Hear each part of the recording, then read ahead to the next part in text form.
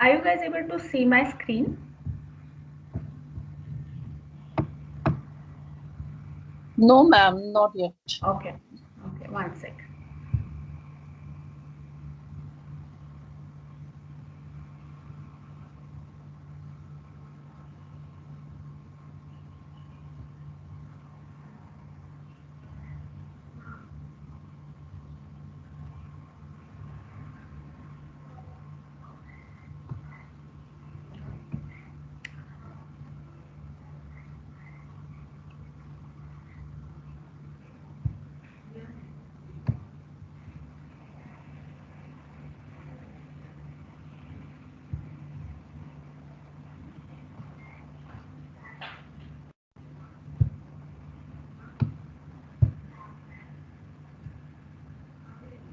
Are you able to see it now?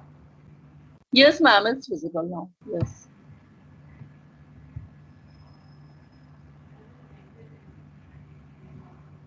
Okay, is the first screen which is visible is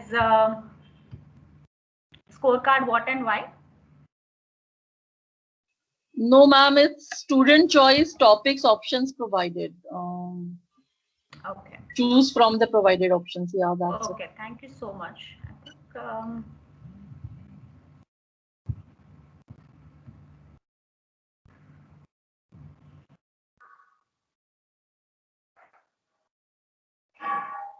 think there's some issue today. We're not really sure.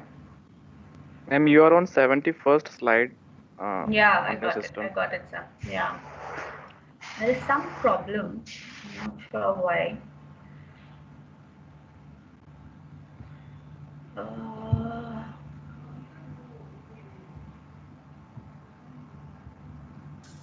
Chitra, I think this is the previous slides. Yeah, just a second. It's not allowing me to share.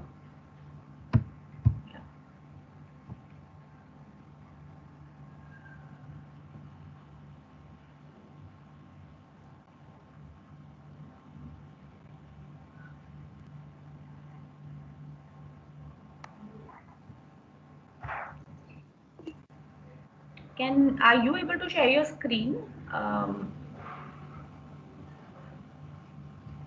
Pooja?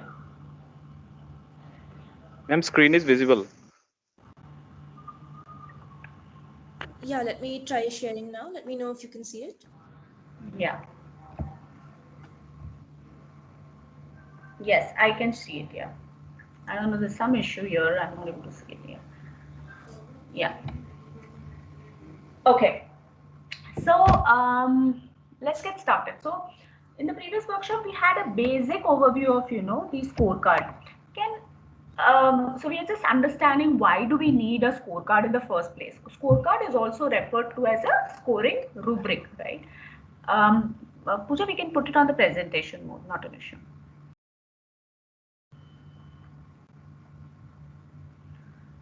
Yes. So so we understood that what is the importance of a scorecard, right? So apart from these, right, the scorecard that it gives a very it's important because it gives a very consistent and a reliable and an unbiased method of scoring, as opposed to if you don't have a scorecard.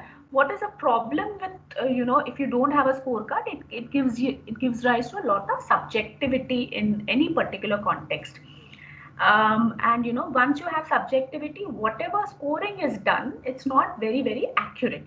Hence, in order to standardize, whenever you get a question, if you have a very good robust scoring rubric in place, what it will do is it will give you a very reliable and an unbiased manner of scoring. So we also understood, if you remember in the very first workshop, when you would have understood two terms. One is reliable and valid. Can anyone tell me what is reliability and validity, so I can help you understand how a scorecard helps in establishing that? Just to help me recollect if we have understood the concept of reliability and validity.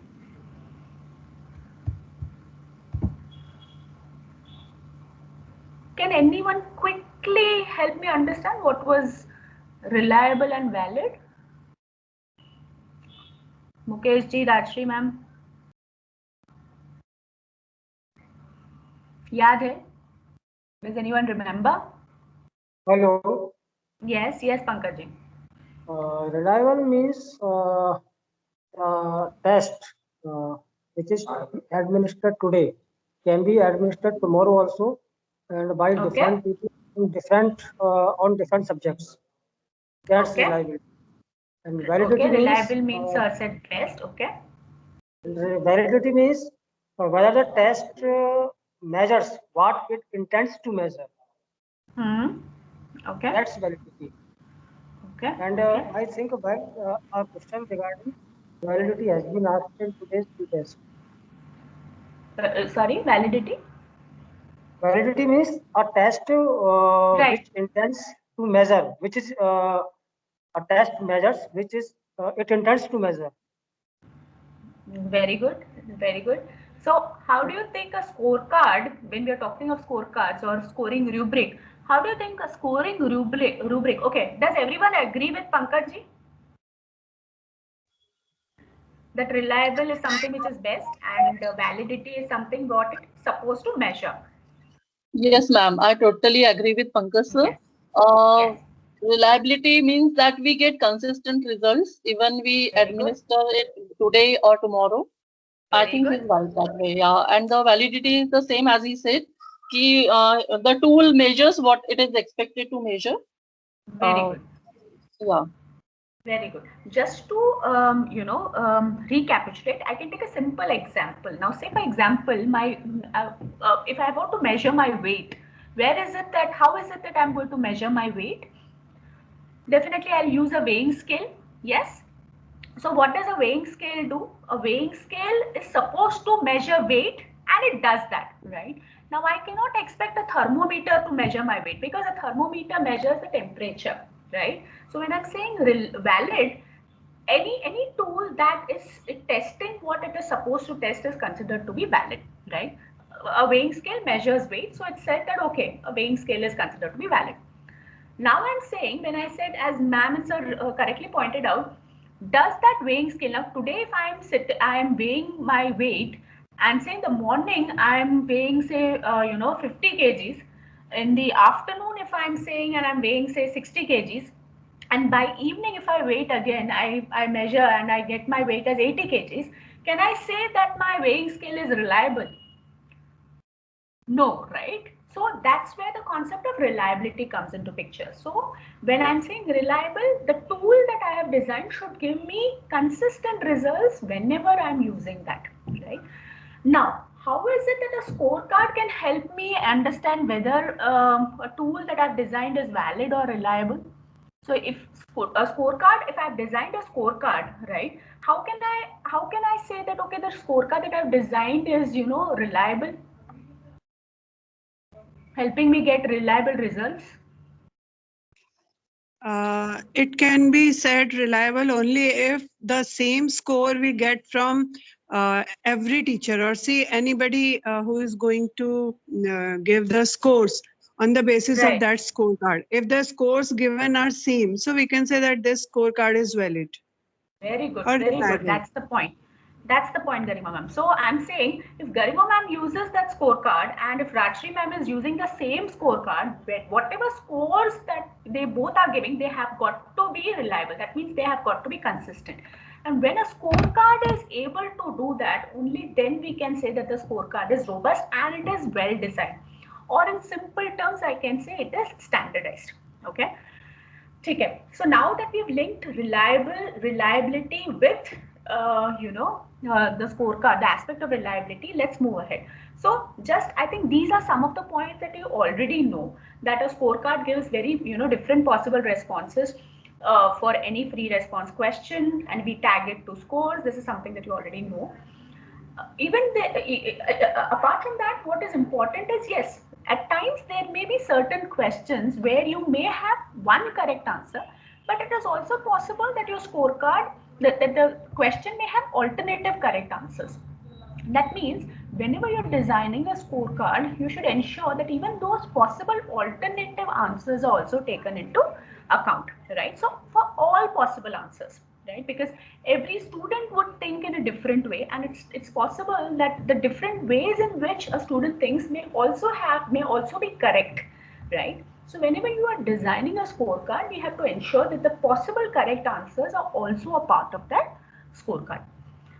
Right. And I think we are also aware that it helps to give qualitative data. While we have seen that MCQs give us a lot of quantitative data, it's important that we also understand whether we are able to test higher cognitive skills in students, for which, a free response question is one of the most appropriate tools that can be used.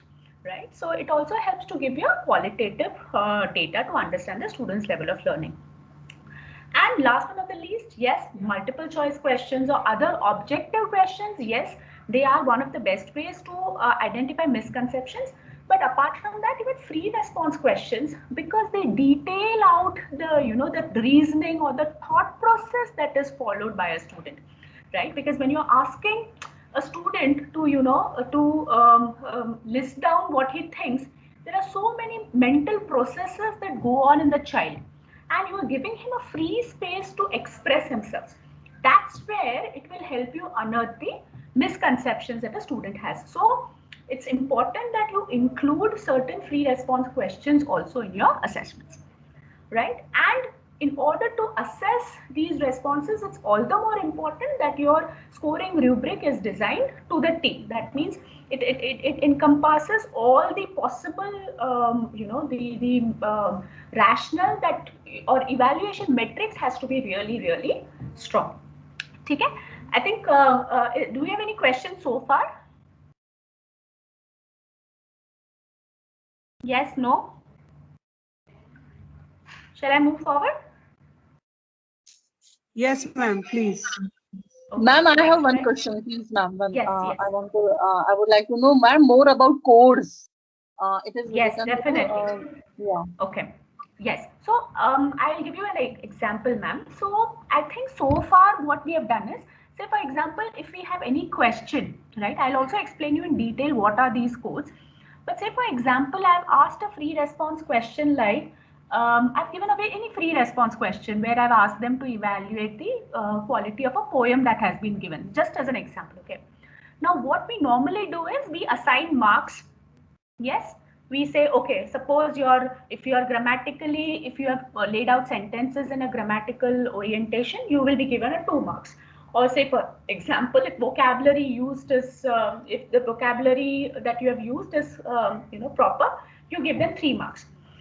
Now, instead of giving them marks, what I can also do is I can assign codes, right? Now, say for example, code 101 stands for 2 marks, okay? And I can say code 02 stands for 3 marks. Okay, instead of giving them marks, I assign codes. Okay, now when does this process become very helpful? I'll tell you. Now, suppose say as a teacher, I have designed the scorecard. Now say I have to implement this assessment on a large scale on the field.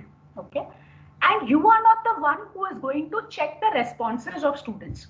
Instead, you have someone else who is going to evaluate the responses of students. Okay, so say for example, you are the assessment designer, and you have designed the scorecard. But now I am the one as a field expert who will go and assess the student, come back, and I am going to use the scorecard that has been designed by you to evaluate the student. Now in that case, what will happen? Suppose you give me a scorecard which already has marks listed down. At times, I will become very subjective. Okay. And I'll say that, okay, इस बच्चे को I have to give him 2 marks. Yeah, I have to say, I'll think, nahi yaar, this answer is really good. Let me give him 1 mark, Then I'll become more marks conscious. However, if there are just codes assigned that, okay, if this particular answer is given by the student, you give him a code of say 01. Now, irrespective of what the marks are, I know that yes, this student has given this answer as per this code. I will assign him only the code. At the back end, when the data would get analyzed, I know that computer would know that, okay, 0-1 code has been assigned for 2 marks. So what happens is this will reduce a lot of subjectivity and bias when it comes to scoring. So instead of giving, so scoring, definitely there is a marks associated, but instead of putting down marks explicitly, I'm just putting down the codes. Clear? Did I make sense? Yes, ma'am. Yeah. So at times, especially when we are doing testing on a large scale and you have a lot of evaluators who may not be well versed with, the marking system, it becomes all the more important for them to get aligned on the scoring rubric, which is where codes, assigning just the codes without explicitly stating the marks becomes very important. Yeah. Okay, I think we'll discuss this in detail as we go. I may go a bit slow, so please have patience with me because we're just getting the context right. At points you feel that, okay, I'm getting more repetitive, feel free to stop me. Yeah, next slide, please. Who's the next slide? Okay, so one of the important, so what are some of the challenges? I think this is something that all of us know that, because of lack of standard, many times, the scorecards may not get, standardized. The scoring done by X differs from the scoring done by Y. So, because of which, that there could be some issues. That's where your results may not be reliable anymore, right? So that is one of the challenges. Second, there could be multiple versions of your, correct answer. However, the scorecard that, we may have designed may encompass only one correct answer. We may not have seen the other possible correct answers. That's where the second challenge lies, right? And important thing is when you're scoring, always there could be a challenge, when there's a lot of subjectivity in a question. Something like I say, women are better managers than men. Now if you being a feminist, you may, as women may agree with this, but men may say, a boy may say, no, women are not better managers. So there's so much of subjectivity in the topic itself that at times you don't know what is right, or you may not be able to take a correct stand. And that's where the challenge, in creating a detailed scoring rubric becomes problematic, right? So we need to, so now that we know that, okay, there would be some challenges creating a scorecard, this is where we are going to understand how is it that we can create a standardized scoring rubric, right? Okay, next. Okay. So we had seen some examples of short free response questions. What could be some of the similarities that we have between short and long free response questions? So one of the similarities that we would be aware is that yes, using free response questions, you can always test the same cognitive skill, right? And because you are talking about, it's not about just testing probably remembering or an understanding concept, you may also be able to test other levels of Bloom's taxonomy. I'm assuming all of us are aware of Bloom's taxonomy. We have had a detailed workshop on that. Yes, no? Yes, ma'am, yes. Yes. So do you agree that free response questions will also be used to test complex cognitive skills? Yes, ma'am, definitely. Like analysis and creating, I think Synthesis. those skills, yeah, for testing those skills, we need long and short response questions. Very good. Very good. And we also know that they are used for student, you can also come to know a lot of student misconceptions. Now that you understood similarity, what could be some of the dissimilarities in short and long free response questions?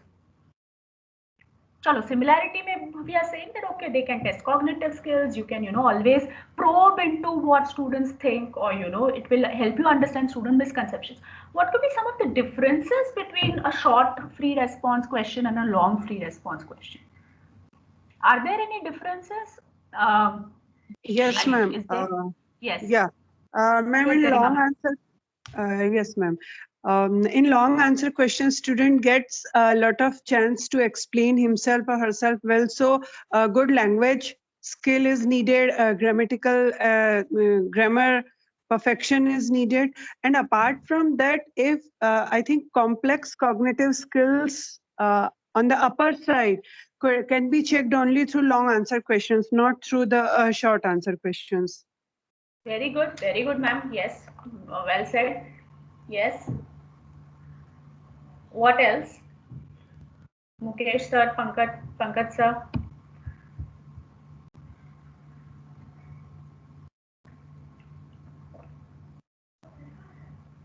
Mukesh sir अगर आप बोल रहे हैं I think word limit is also issue.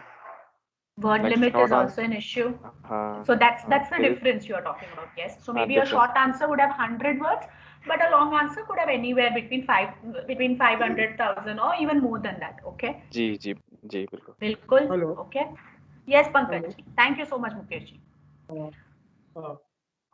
In short answer, short free response questions, Yes. one is limited by time and space. And while answering long questions, he has more liberty and is free to express his ideas clearly and concisely. So he has Okay. more options there. He is free to express himself fully or fully. But in short answer questions, it is not so. He is limited Right. by time and space constraints. Okay. Does that put a limit on even his cognitive skills in any way? क्या हम बोल सकते हैं कि short answer में less cognitive skills होगा and long answer में ज़्यादा deeper Ma'am, cognitive skills?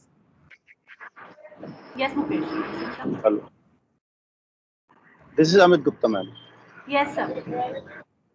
Okay, I might be disturbing, but I want to speak something.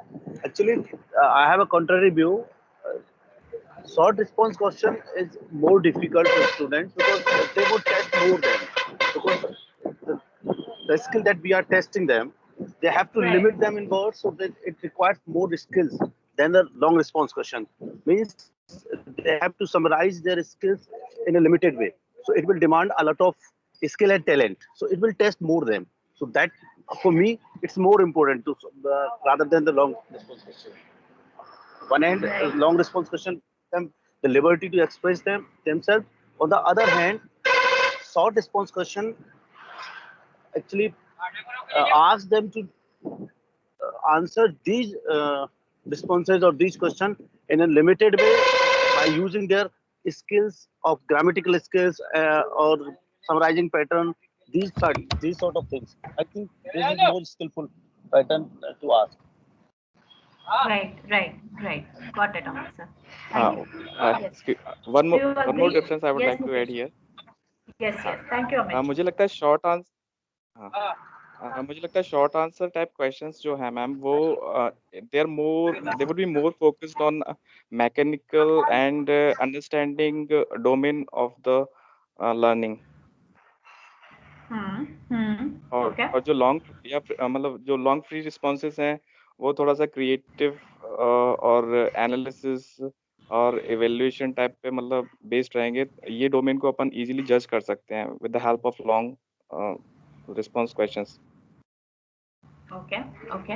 So on one hand, yes. Okay. So on one hand, we are saying short answers may because of the constraint of time and space. At times, it is possible that a student has to express so many things in a very concise manner. So that puts a limitation on the types of questions or the types of cognitive skills that can be tested.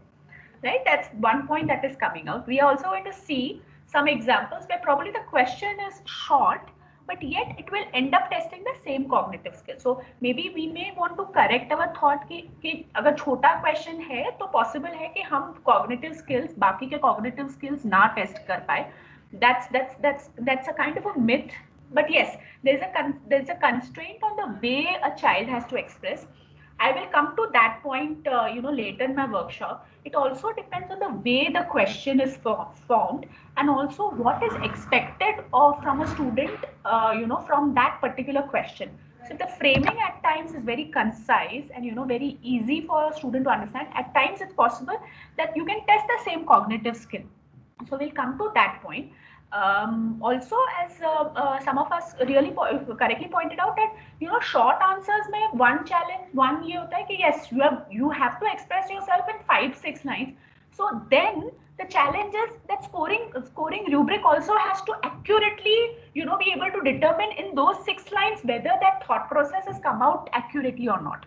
So that's the challenge that you may face while creating a robust scorecard for a shorter question, if that question is very complex one. One other point that has been brought out correctly is a longer response question gives for more freedom and latitude for a student to express himself, as opposed to the shorter free response questions. Now, before I go down to the differences, which is more challenging, creating a scoring rubric for a short answer or creating a rubric for a long answer? Madam, What for do you short, think? ma'am, short free response questions. Yeah, I think that. Short answer, okay. Yeah, I think that Okay, is more Rajshri ma'am challenging. feels okay. And why is that so, ma'am? Short answer ke liye, why do you think that it is challenging and not for a long answer? Ma'am, for short answer, you have to correctly analyze the thought process or the response which we want to get from the student. I think accuracy is required there. Yeah. Accuracy is required. And long answer? It's easy. No, not easy. I won't say that easy. Okay. But But because we will comparatively be easy. able to test more cognitive skills there in long response questions. In Okay. short, we will have to test only one or two cognitive skills. Okay. Yeah. Okay. ठीक है. Anyone else who wants to add, or I will go on to the similarities, the differences between short and long free response question. Yes, Next ma'am. slide. This is Garima Yeah, here. sorry. I would also like to support Rajshri ma'am, because making a rubric for short answer question is really difficult, because in short answer question, the student, in long answer question, student has the time and liberty to express himself in detail. But in short answer question, he has to express himself only to the point. We can say the conclusion kind of thing, or the logical analysis in short. So that making that rubric is really comparatively difficult for short answer questions, I think. Okay, okay. Ma'am, I think it's a valid point. We also want to look at that. So what happens is, even before I give you the correct answer, even before I give you what I think, also understand what are the parameters that you would keep into account while you are evaluating a long free response question. Okay, so what are your tasks that you will have to define in detail for which you are creating the scoring rubric? Vis-a-vis, for a short answer question, you have a limited task that you would be measuring. So it will bring down the number of tasks or skills that you want to evaluate in a child when you're giving a short answer. Vis-a-vis, for a long answer, you have more number of metrics or more number of tasks that you will be defining, right, as opposed to a short answer. So now my next question is it easier to define the task that you want to evaluate for a short answer or for a long answer? We'll come back to this question again towards the end, but do keep thinking on this parameters, because we're going to look at a lot of questions which are long and what makes it even equally challenging to design a long answer, right? Before that, we could also go to the next slide, Pooja. So difference, yes, I think some of the points that had come out is the difference, the depth of the answer, which is what we are discussing, right? For a short answer, you may not expect a student to detail out what you want, but still in that in whatever he has answered, you would want the crux to come out. That is one thing, definitely. And there's also difference in the scorecard, which all of us said that it's easier to design a scorecard for a long answer as opposed to a short answer, because maybe the number of parameters that you may want to measure is higher in a long, or maybe it is slightly easier. That's what we could assume, as opposed to a short answer question, right? Are there any other differences that we can think of? What about subjectivity? Is there an issue with subjectivity with short answer and long answer, or you feel that subjectivity could creep in irrespective of the type of free response question. Madam, I think subjectivity is affecting the marks here also. Right, right. Subjectivity could be an issue even in long answer. Okay, okay. So keep your thoughts together right now. All of us will keep on thinking as we go on. We will keep on, just jotting down these important points. The issues of subjectivity, the issues of, the difference in the way a scorecard is created, the type of cognitive skills that can be tested, so on and so forth. Because we're going to revisit all these points once we have looked through these questions, right? I'm going to come back, okay, and maybe challenge your thinking once again. Okay, next slide. Okay, this is a question anatomy. I think we have this basic idea about question anatomy. What is a stimulus? What is a prompt? What are directions? Did we go through this in the previous workshop? Yes, no? Yes, ma'am, it was there in the presentation. Okay. Can we take an example? Let's see an example. I think we can take the example. I'll go to the free response questions made by us at a later stage. If we can take the example that we have, the passage question.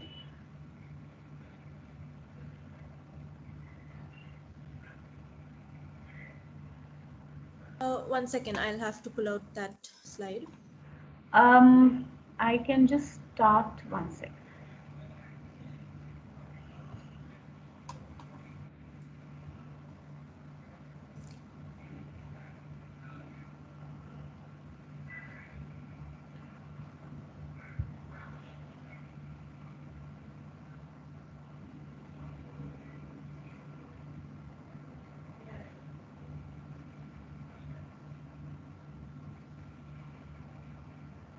Wait, I can 1 sec.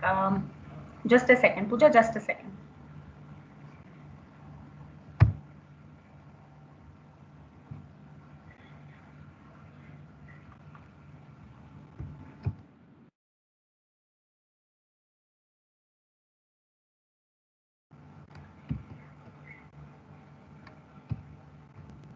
Are you guys able to see my screen?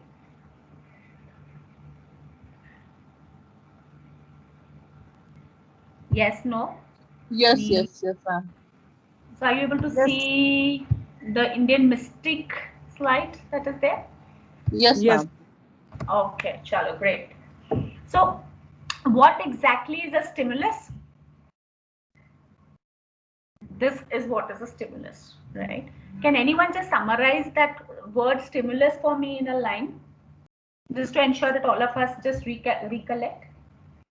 Ma'am, it's a text which is given for comprehension or analysis. Okay. Yeah. Okay, it's a kind of a text which prompts a learner to understand what he's supposed to do. Okay, he's supposed to read out from a given text, right? Next, 1 sec. What is a prompt? I think it's visible on the screen. Prompt is nothing but a question. Based on the stimulus, a question is given to you and you have to basically understand what the question is asking you to do, right?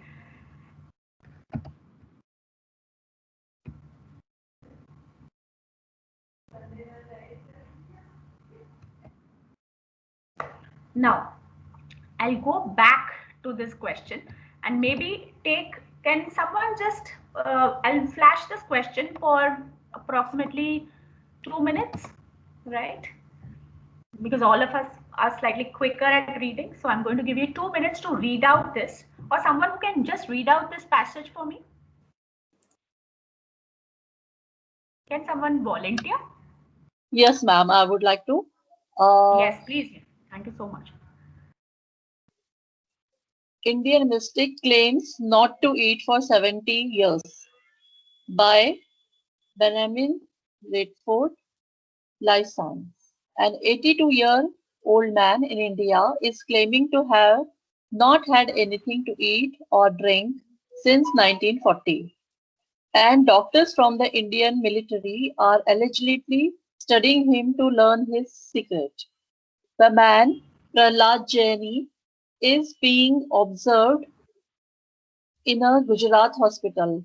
Jani claims to be a breatharian, someone who does not need to eat or drink because he draws nourishment from the air and from meditation.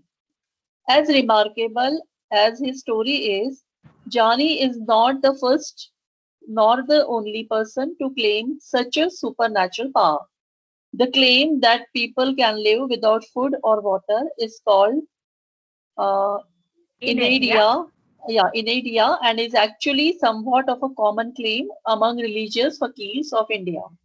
Unfortunately, none of the cases have withstood scientific scrutiny. The human body needs both food and water to function. It's as simple as that. It's easy for anyone to claim that he or she has not had anything to eat or drink for the past few weeks or months or years. But unless the person has been carefully and continuously watched during that time, it's impossible to prove the assertion. Several people who have claimed to survive without food or water were later caught eating and drinking. It can take only a few seconds to eat something, and other than in a in specific areas such as prisons, conducting a close around the clock surveillance on a person is not easy. Okay. Can I read it next so that we can move on to the question? I'm more interested in the question though. Thank you so much, ma'am. Thank you so much. Can someone else read out the next passage? I mean, the next para? Chitra, it's still showing the same slide. Is it?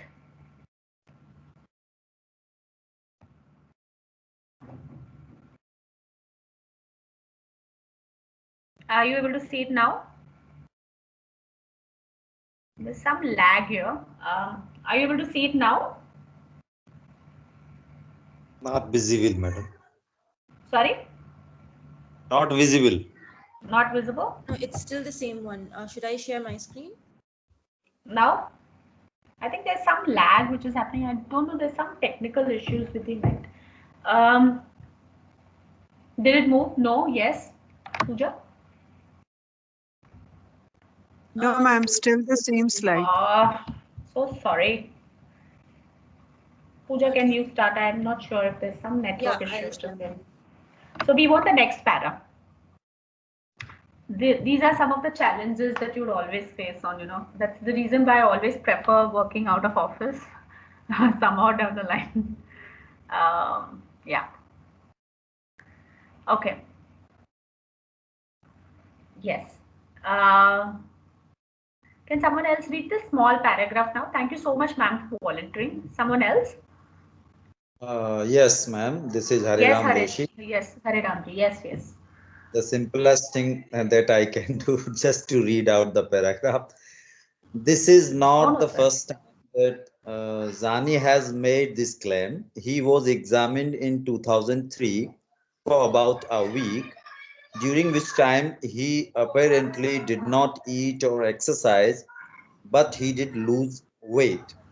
If Zani's abilities are real, it seems odd that he would lose weight during the time that his food intake was being monitored.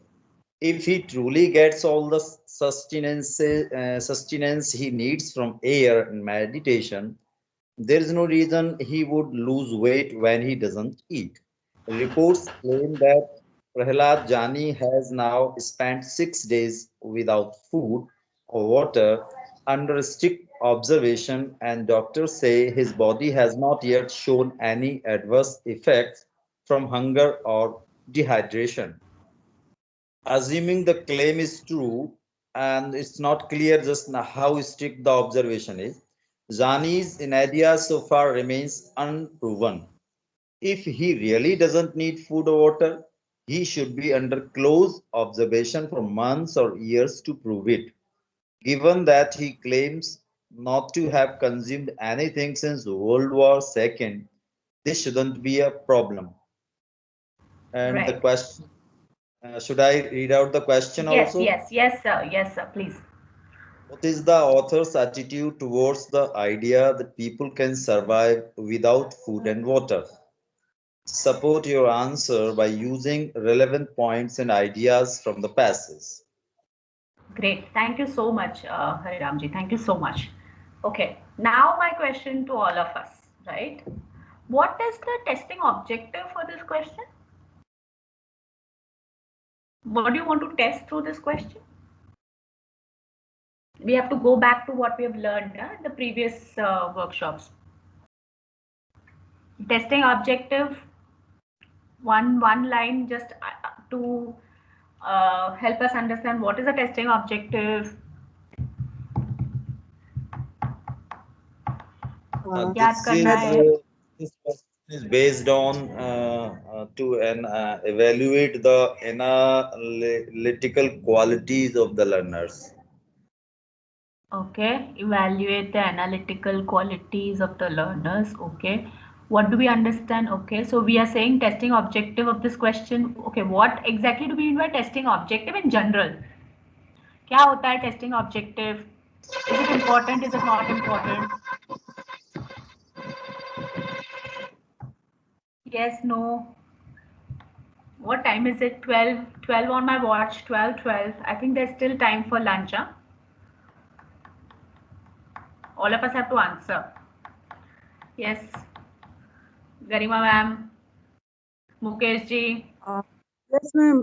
Testing objective means what exactly we want to test, whether which skill we want to test. That is testing objective. So I think I opine with Joshi sir that here the testing objective is to check whether the student is able to analyze properly or not, because here the question is about author's attitude, not about Mr. Jani. So the author's attitude means that a student must be able to analyze that what is the language, what it exactly the author wants to say here. So it is based on analysis. Very good.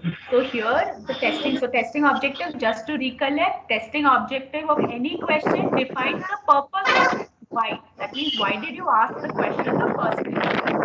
Here, as correctly pointed out, what we want to understand is the testing objective for this question is to identify the author's attitude, right, towards the idea that people can survive without food and water. So it's the attitude that we're going to test, right? And so whether the student is able to analyze the attitude that the author here has, why he has written this particular section. Okay. Yes, Amit ji, you're saying something? Okay. Right. Okay. While we were reading this passage, what did you think? What was the author's attitude? How did you find the author's attitude? What was the author's attitude towards this passage? Could we identify that?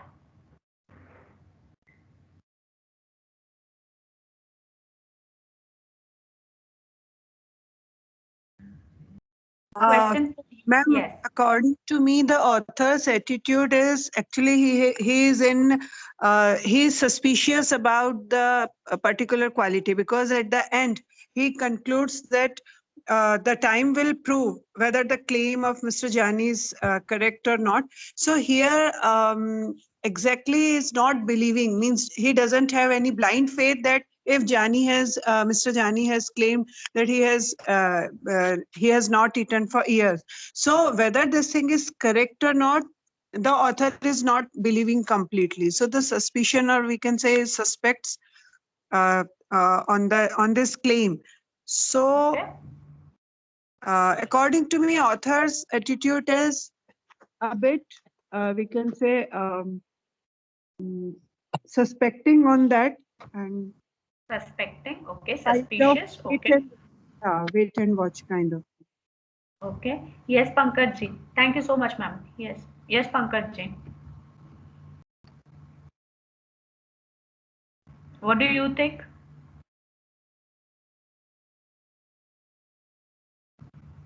Pankaj ji, are you there?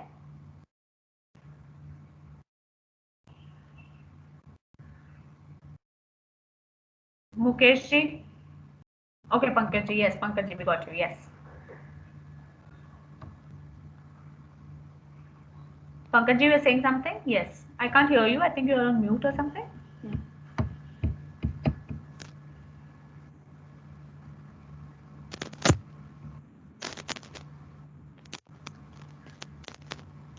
Okay, Pankaj ji आप कुछ बोल रहे हैं, सुनाई नहीं दे रहा है.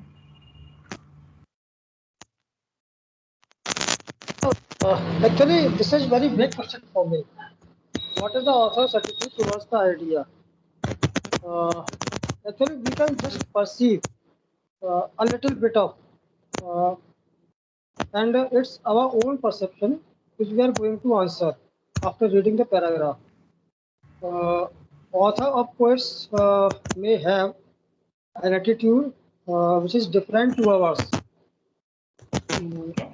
So are you going far as my thinking, my opinion is concerned, it's a very vague idea to judge the author's attitude merely regarding such type of.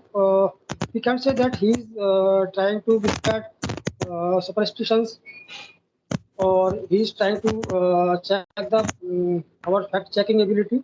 There may be different attitudes behind such type of text, and it's very difficult. Okay. Okay, so Pankaj ji says the question is slightly difficult in terms of identifying the author's attitude. More than the author's attitude, it's he feels that it's our perception towards the idea of the fact that people can't fast for so long.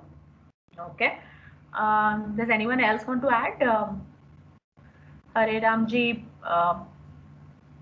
Mukesh ji?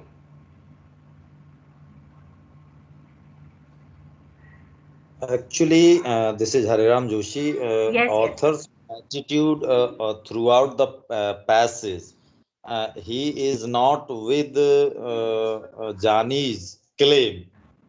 Very good. Okay. After doctor said that he has not eaten anything for 6 days, but he is losing weight. But even then he is saying that whether the observation was done strictly or not. So anyhow he is not believing. Only he wants to believe in this story only then years of strict observation. Right. Right. Great. Okay. Thank you, Hare Ram ji. Yes. Anyone else?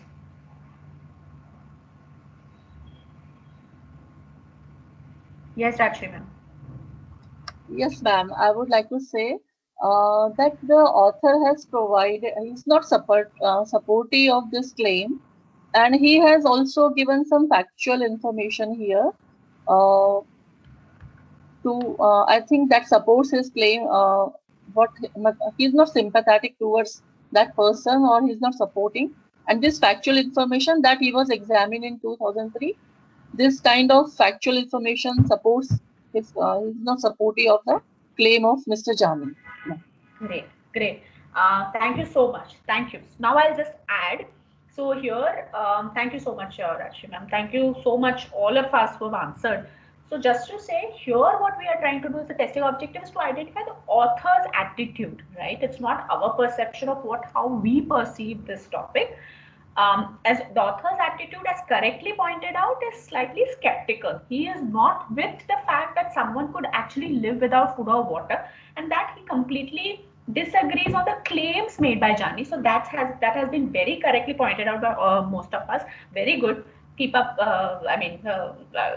Now from the student's perspective, we had to understand whether he would have been able to identify this author's attitude or not, right? And that's what we are going to precisely test, for which we will have to create a scorecard. Right. Now can we go to the next slide, Pooja? We'll just recollect what we saw. So what was the testing objective of the question? The testing objective, can we just go to the next? Testing objective. So the testing objective of the question was whether the students can identify the learner's attitude and support it from the details, right? And as correctly pointed out, there are many statements which have been made in the passage which will tell you that the author doesn't support the claim. Now, what are the learning outcomes if I were to ask you this question, which of the learning outcomes does this question test? The learning outcomes are, can we take a shot at what could be the learning outcomes before we give you the answer? Can we identify what could be some of the learning outcomes that you would want to test through this question? Now say you are going to design the scoring rubric and you are saying that, okay, through this question, I am going to, yes, definitely identify whether the student is able to understand the author's attitude and details. That's fine. What could be some of the learning outcomes that you would want to test through this question?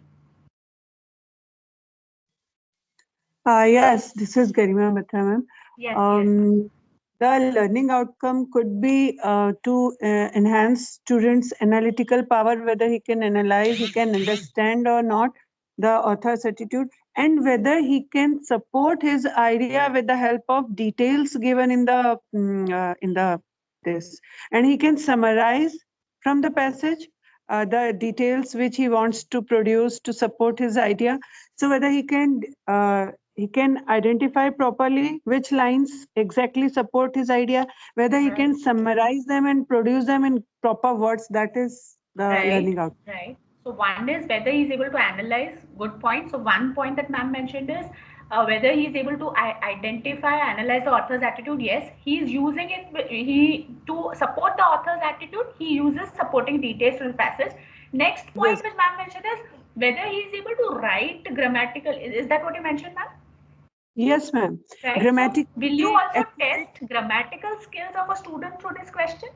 Exactly, definitely, ma'am. And also whether the student is able to summarize those lines in his own words. I mean, reproducing the idea.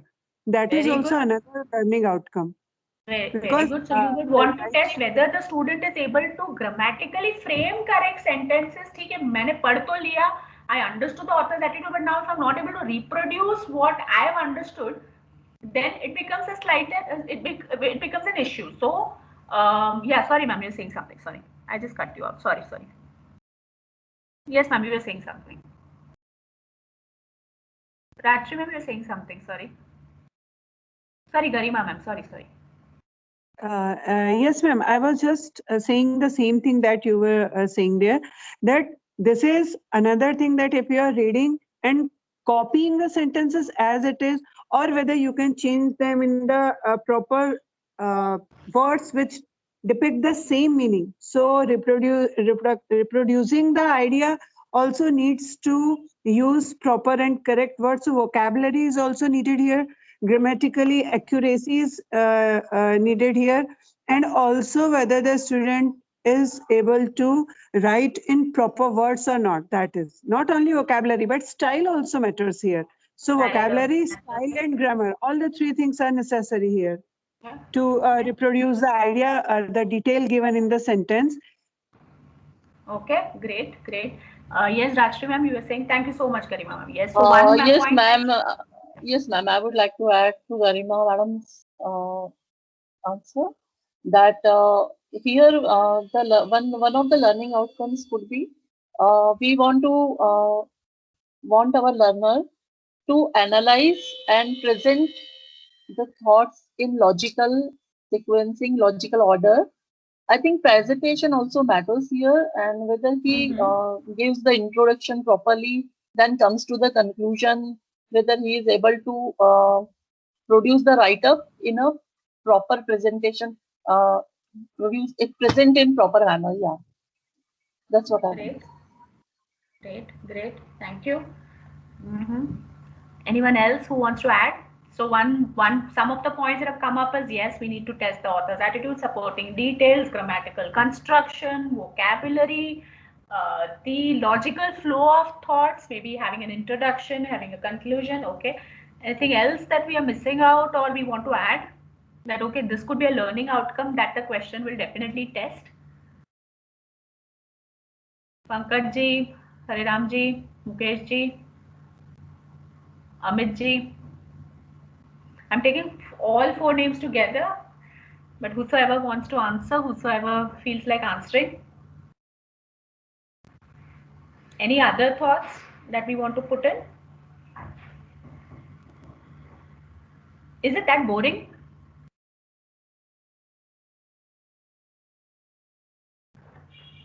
Are we finding this slightly monotonous, boring? ऐसा कुछ है? सबको पूछ रही हूँ. I'm Not asking boring. everyone. No, it's Not not boring. boring, It's but really we are interesting to Yes, but. really interesting to have you with us and explaining all these things, and you are also taking our views. Interaction is there, so that is not boring, but actually what happens that whatever we are just thinking in our mind, the things have been said by somebody else. So uh, Okay. found myself got stuck. Actually, new No idea takes Okay. some time for me. No problem. No problem. I'm just happy. So it's good that we have thoughts which are resonating across the room, right? That's great. जो आप सोच रहे हो वो सामने वाला वही सोच रहा है, तो वो भी अच्छी बात है ना सर? Good. कोई नहीं. So at least I'm assuming that all of us are somewhere on the same page. और if at all there is any ऐसे कोई फीलिंग है कि नहीं मैं कुछ अलग सोच रहा हूँ, फिर भी please feel free to voice it out. ऐसा नहीं हो कि जो एक्स बोल रहा है वही सही होगा. मैं I am taking all opinions and all view points together. Ultimately जो मैं बोलूंगी वो सही होगा ऐसा भी नहीं है. सो प्लीज बेझिझक बोलना है. एक्स क्या सोचेगा, वाई क्या सोचेगा, all of us we beautiful point that was made in the beginning. All of us are a team, all of us are at par, है ना? कोई एक दूसरे से हम सब सीख रहे हैं. ठीक है. I am learning from all you experience teachers. Maybe you can take some experience of mine in question making, right? So feel free and no apprehensions. गलत बोल दिया, सही बोल दिया, please feel free. Just leave those inhibitions. Yes, हरे राम जी, आप कुछ बोल रहे थे. माइक ऑन किया.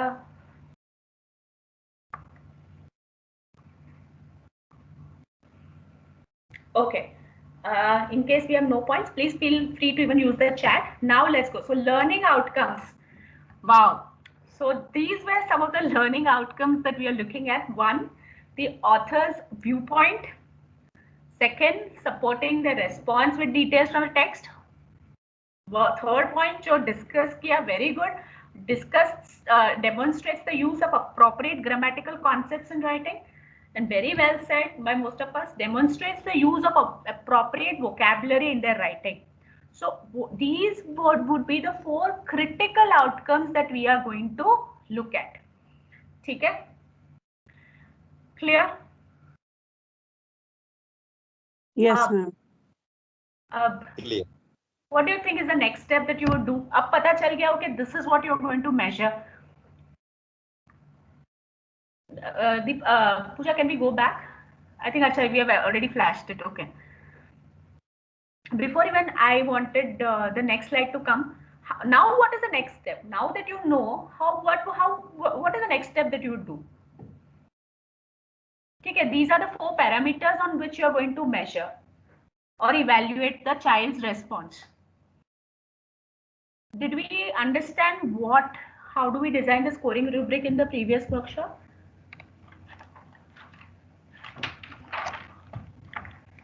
क्या करोगे अब इसका? Learning outcomes पता चल गया. This is what you want to measure, right? Ma'am, We will prepare for rubric for. Correct. Rubric तो बनाना है. Very good. But rubric कैसे बनाओगे? Yes, हरे राम. Yes, गरिमा मैम. सही बोला. Rubric बनाना है. We will prepare scoring cards based on these learning outcomes. If a learner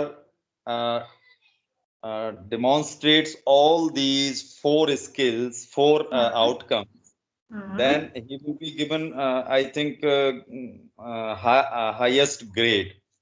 And if some of these demonstrated and only one is demonstrated, others were neglected, or then we will bring those learners in other grades lower than the highest. Okay. So the highest one, we all agree कि अगर scoring rubric, if we are designing the scoring rubric, a student who is able to, demonstrate all these 4 learning outcomes accurately, he is a hero, right? मतलब he is तो एकदम बोल सकते हैं बहुत ही अच्छा. But say for example, a student who is not able to demonstrate, say 1 or 2, where do you rate him? Suppose that if I am not able to do anything, then you will say that okay, maybe I'm below average or I'm slightly poor. What if I'm able to do 1 or 2? Will you still give me marks? Yes, definitely, because every student has different skills. So the marks should be assigned, should be allotted on all the points of this learning outcome. If a Okay. student is good at analyzing, the other one may be good at grammar and vocabulary. So marks should be given on each point of learning outcome, not on any Very good. one or two. Because a student may differ in ideas, he may think out of the box and can bring out some good thought, you know. And if he is not good at grammar, so it doesn't mean that he is not a good student. His analytical skill is better than others, and other one is good at language and Got it. expression. So, yeah. Got it. So Very well said. Very well said. My question is, are you going to rate all these learning outcomes at the same level? My question, again, I'm restating. I'm asking you, all of us, is each learning outcome of the same weightage? इसका मतलब क्या author's viewpoint of the text is more important, or is it the fact that he should be able to demonstrate the grammatical concepts in writing more important as a learning outcome? Which one is a very, very critical outcome and which one is not so critical outcome? So while designing, my question is, क्या आप हर एक parameter को equal weightage दोगे या किसी को कम या किसी को ज्यादा? no, ma'am. No. Actually, most weight should be given to the first two learning outcomes, Okay. author's point of view and supporting ideas of the learner from the text. And last two were given. Maybe vocab may be different, but if the idea is clear and grammatical, everybody has limitations on using the grammar and vocab. So if a learner is showing the first two and other two should not be given the weightage which we are giving those who have demonstrated the first two outcomes. Okay. So you feel that not all students would be good at maybe writing, so the importance has to be on the first two rather than the last two. However, the question में हमने ये बोला है, support your answer by relevant points and ideas from the passage. So when your ideas, when you are saying your answer, that means you are expecting कि वो बच्चा लिखे, right? और लिखे तो कहीं ना कहीं we are saying कि वो लिख पा रहा है कि नहीं. That is also something that you would want to definitely measure.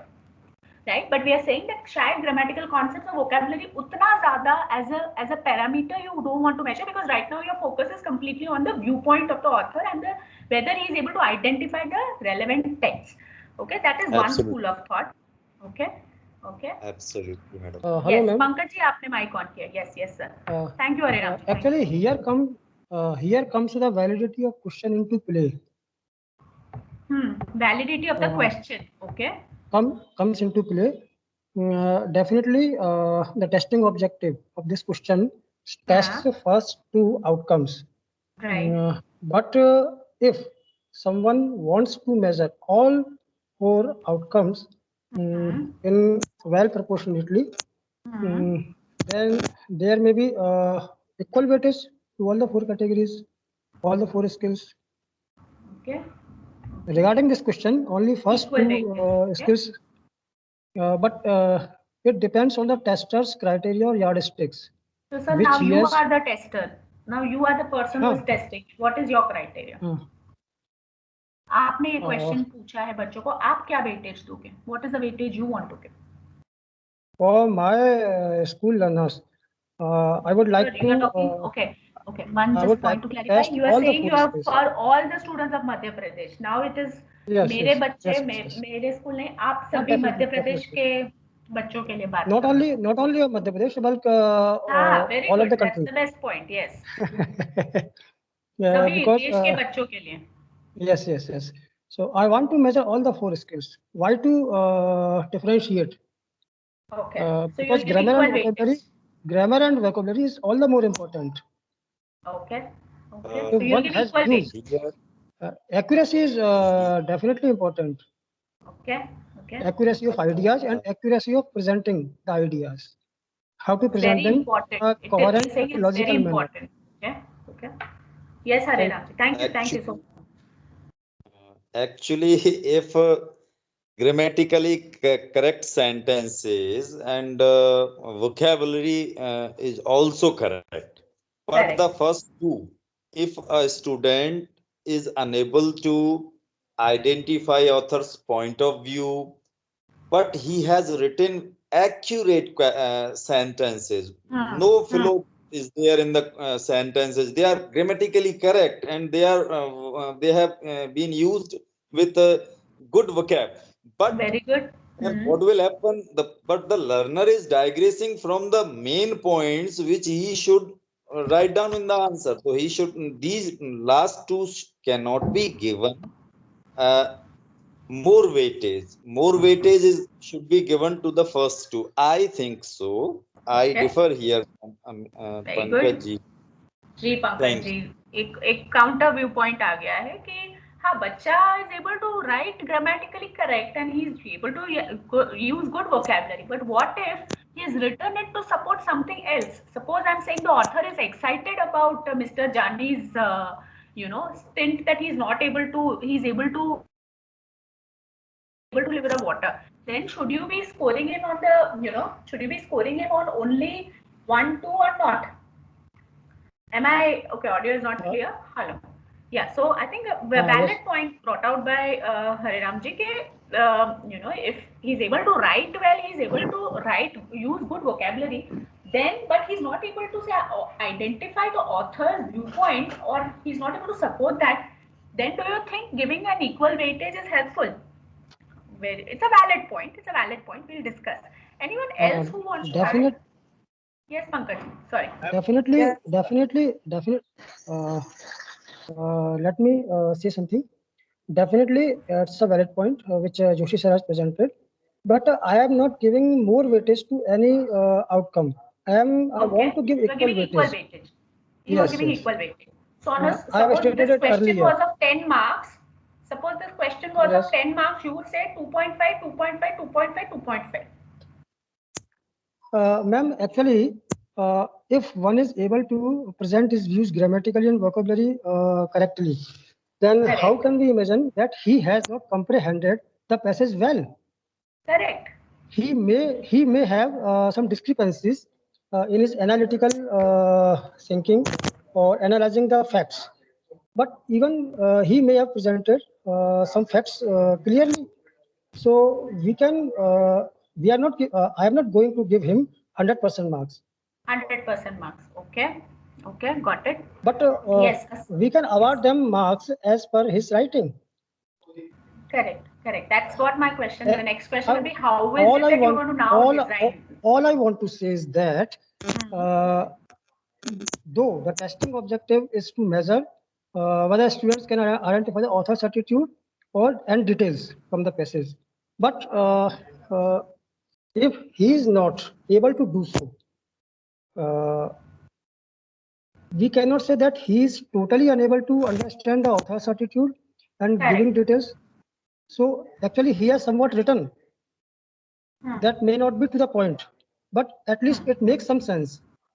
So we are going to award him some marks. Some marks, right? It cannot happen that one is grammatically correct and his vocabulary is sound, but he has not able to understand author's attitude and has not given any details. That's my view, and I am definitely agree with Hariram sir, Garima Batra madam, and everyone else. Great, great. Thank you so much, sir. Thank you. So you are saying you will not be allotting, maybe there will be a weightage of marks given, but maybe you will give him equal importance. That's what you said. Cool, cool. Okay. Anyone else? Or do we take one more viewpoint and we can move on to the understanding how this scorecard has been made, right? So suppose it was of 10 marks. Chalo, let's have some more questions. Suppose this question was of 10 marks. Okay. how many marks do you think you would allot to each? What is the weightage that you would give? So these are the tasks that you want the student to do, okay? What is the task you want him to do? Identify the author's attitude and support it with details, okay? Now, the second question is, these are your dimensions or the learning outcomes that you want him to identify: the author's viewpoint, details, appropriate grammar, and vocabulary.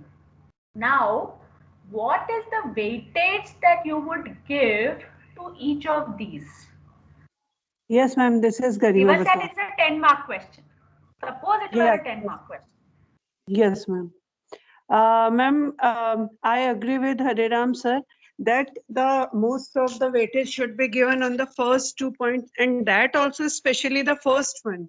Because see, giving details is not difficult because you are getting them from the passage. You are getting ready. But the main thing is that whether you are able to identify the author's point or not. So the most of the weightage out of the 10 mark, I would give 4 mark for identifies author's point of view from the text, because that is the main thing, that is analysis, and whether you understand or not, whether you can analyze or not, that thing totally depends on identifying author's point.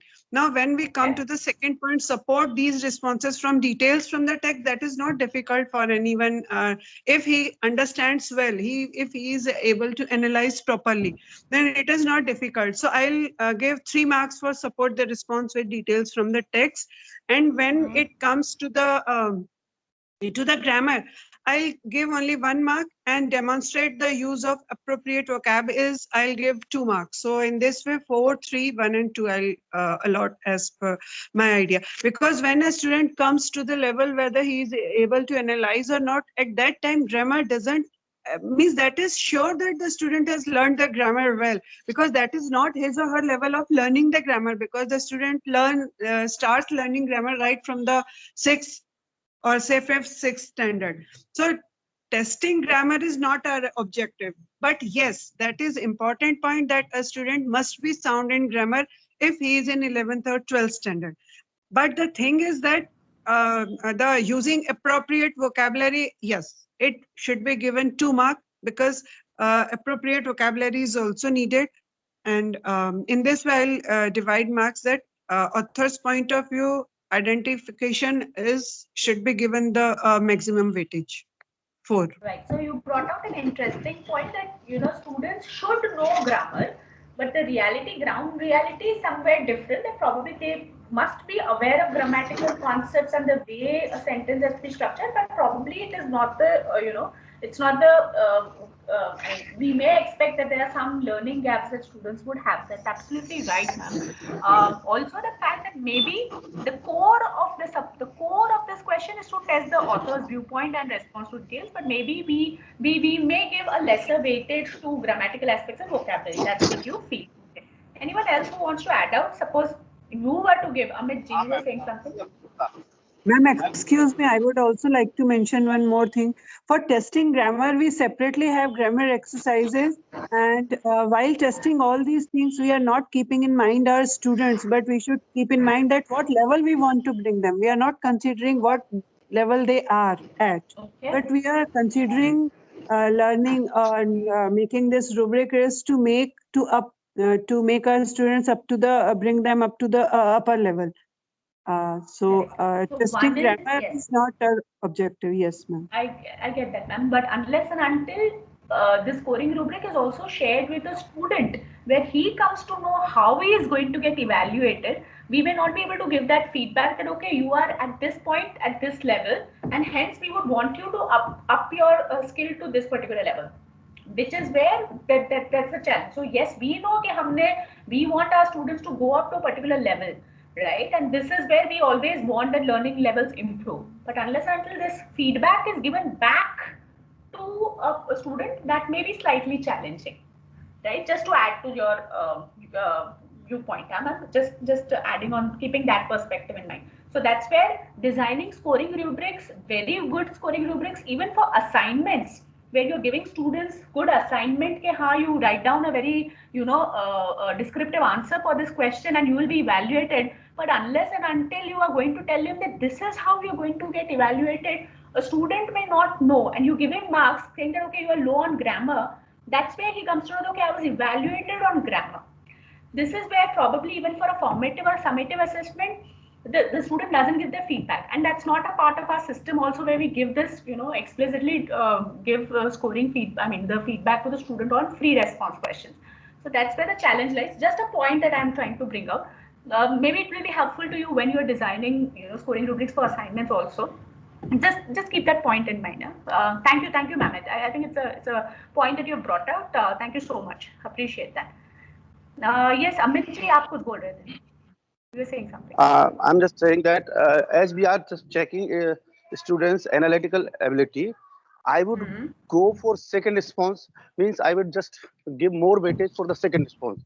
For the first response, okay, he has understood the author's idea, but how he has reached there?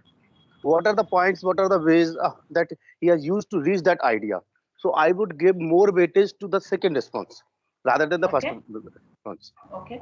So you are saying if he is able to do the second, then second is a part of the first. Yes. So hence probably he has done the second thing. That means he has anyways identified the viewpoint. So then yes, that becomes kind of a subset. Okay. Okay. That's also a point of view. Okay. Thank you, Amit. Thank you. Now let's go to the scoring rubric. I'm going to show this example just for our understanding on how we have designed the scoring rubric. Okay. So, are you able to see the screen? Okay. Now, the criteria on which we have designed the scorecard. One is a student it's possible that he'll fully meet the criteria. Second is he'll partially meet the criteria, or probably he doesn't meet the criteria. So these are what are these? These the three aspects. The criteria is nothing but also your scale, right? The different levels of performance on which you want to basically evaluate your student. Okay. Now the first point, the criteria kaun se the? One was you want to identify the viewpoint. Second was the stated facts. Third was the grammar. Fourth was the vocabulary. So this becomes your criteria. In this criteria, you have defined your scales. The scales are fully meets the criterion, partially meets the criterion, doesn't meet the criterion. These were your three scales. Okay. Now, while you are defining your criteria, understand you have to also define the criteria explicitly, right? That is, one, fully meets criterion. How do I define fully meets criterion? What is that? What is the parameter for me to evaluate that it fully meets criterion? That identifies that the author does not believe in idea, and the fact that he is able to provide at least 3 details from the passage. When this criteria, these two definitions are met, at that point of time I can say that he or she fully meets the criteria. What is the definition for partially meeting the criteria, right? If I say that this student is able to identify the author's attitude that he does not believe in idea, but he is able to provide only 1 or 2 details, then for me I will say it is a partially met criteria. But see, the student is not able to do any of these. That means I'm saying that he is not able to meet the criteria at all. So you see how systematically we need to think through while you are creating. So description, yes, the criteria are set. These are the 4 criteria. Even for the criteria, you will have to clearly describe that criteria. So imagine that I'm giving this scorecard to any one of you. You should be able to look through it and you should be able to evaluate. ऐसा नहीं होना चाहिए कि हाँ fully meet the criteria and he is able to do everything together. That makes fully meeting the criteria. No. So unless and until, even while putting down any dimension or any criteria, you will have to describe that criteria. That is what we have done. And also you may have to elaborate when you are writing the scorecard. Suppose any 3 of the following details. So you will also have to write down what are the following details that you would want the student to write. Suppose you are just saying none of these aspects are like, say you've just mentioned the first 2 lines, but you are not describing which are those first 3 following details. Okay, and you're giving this scorecard to, say, a person like me who has not even seen the scorecard before. Do you expect the person who is going to check the do you expect the person who has not seen the scorecard for the before, to understand what those passage details are? No, right? Maybe I may not have the time to go through the passage and then evaluate. In that case, it becomes all the more necessary for us to elaborate what is the criterion. Okay, so marks allotted that we have seen is, okay, the marks allotted to pass the author's position is 1 mark, and say the marks allotted for identifying 3 supporting statements. So if he is able to identify 3, you are giving him a 3 marks. And similarly, vis-a-vis, you can say if 1 or 2 details are produced, again, you will have to look into the detailing that has been done. Marks allotted to the author's position is definitely 1, but suppose he is giving only 2 statements instead of 3. What if he gives 2? Then also, should I provide him marks? Yes, then I'll give him 2 marks.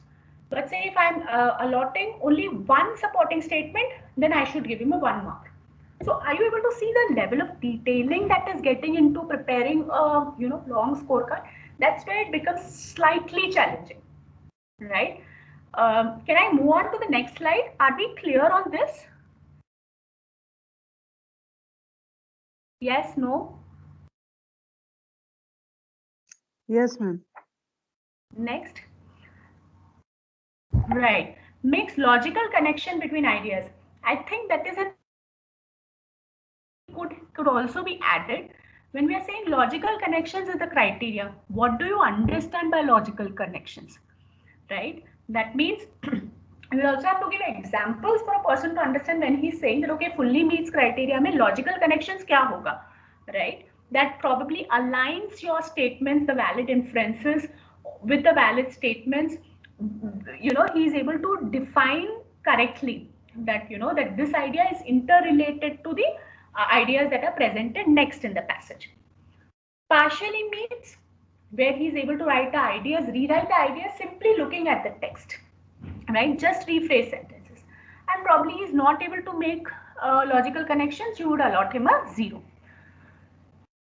Third point, the third parameter which we discussed was grammatical corrections. We said yes, grammatical concepts maybe we should give importance, for which we are saying, okay, we will, as rightly pointed out, the weightage that you would give as maximum marks that you could think is only 2 marks. But again, when you are saying he is able to write grammatical concepts, then what is it that you will test in your grammatical concepts? 1, is he able to write a proper structure and whether he is able to use punctuation? Suppose punctuations, okay, we are saying that he's used punctuations, but what is there any error in the punctuation? So we are saying if at all it is less than 10 punctuation errors, give him full marks. But suppose more than 10, you'll have to deduct a mark. So, and if it's full of errors greater than 20 punctuation errors, give him a 0. Right? So you understand, even for defining the level or the grammatical level of a student, you may have to break that down into categories. Yes. Next slide.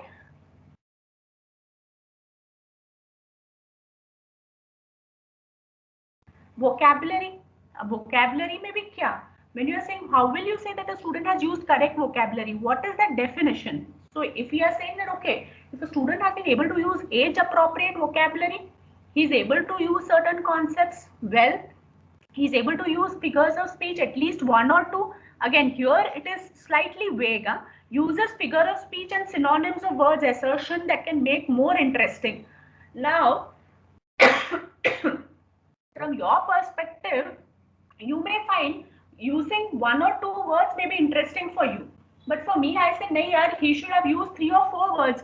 That would have made it more interesting.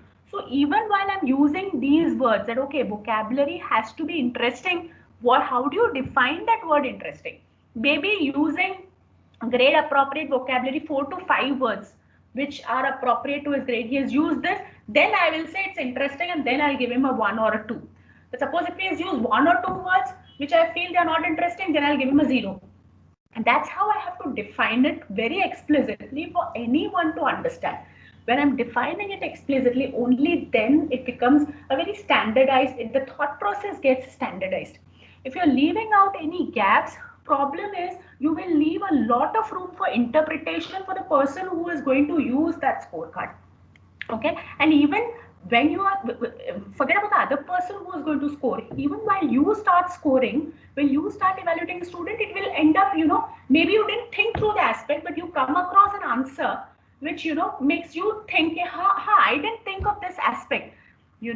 Probably a student would have used, say, high flown vocabulary in his words, and then you realize, oh, I didn't think of this, that I should have incorporated usage of high flown vocabulary also in my scorecard, which, because of thanks to the student who had used it, probably I've I can incorporate this comment also in my scorecard. So the level of detailing that has to go into the scorecard is important to ensure that whatever parameter on which you are going to evaluate the student is detailed out. Important also to understand what is the weightage that you want to give to that particular parameter on which you are going to evaluate him, right? Do we understand this? Yes, no?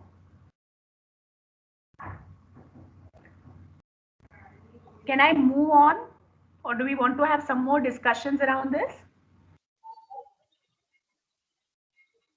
Yes, no, I'm not able to follow. Yes, ma'am. Yes. Okay. Now, let's let's take the next question. So, do we have some idea of how we need to, okay, the question, can this scorecard be used for all types of questions? Yes, no?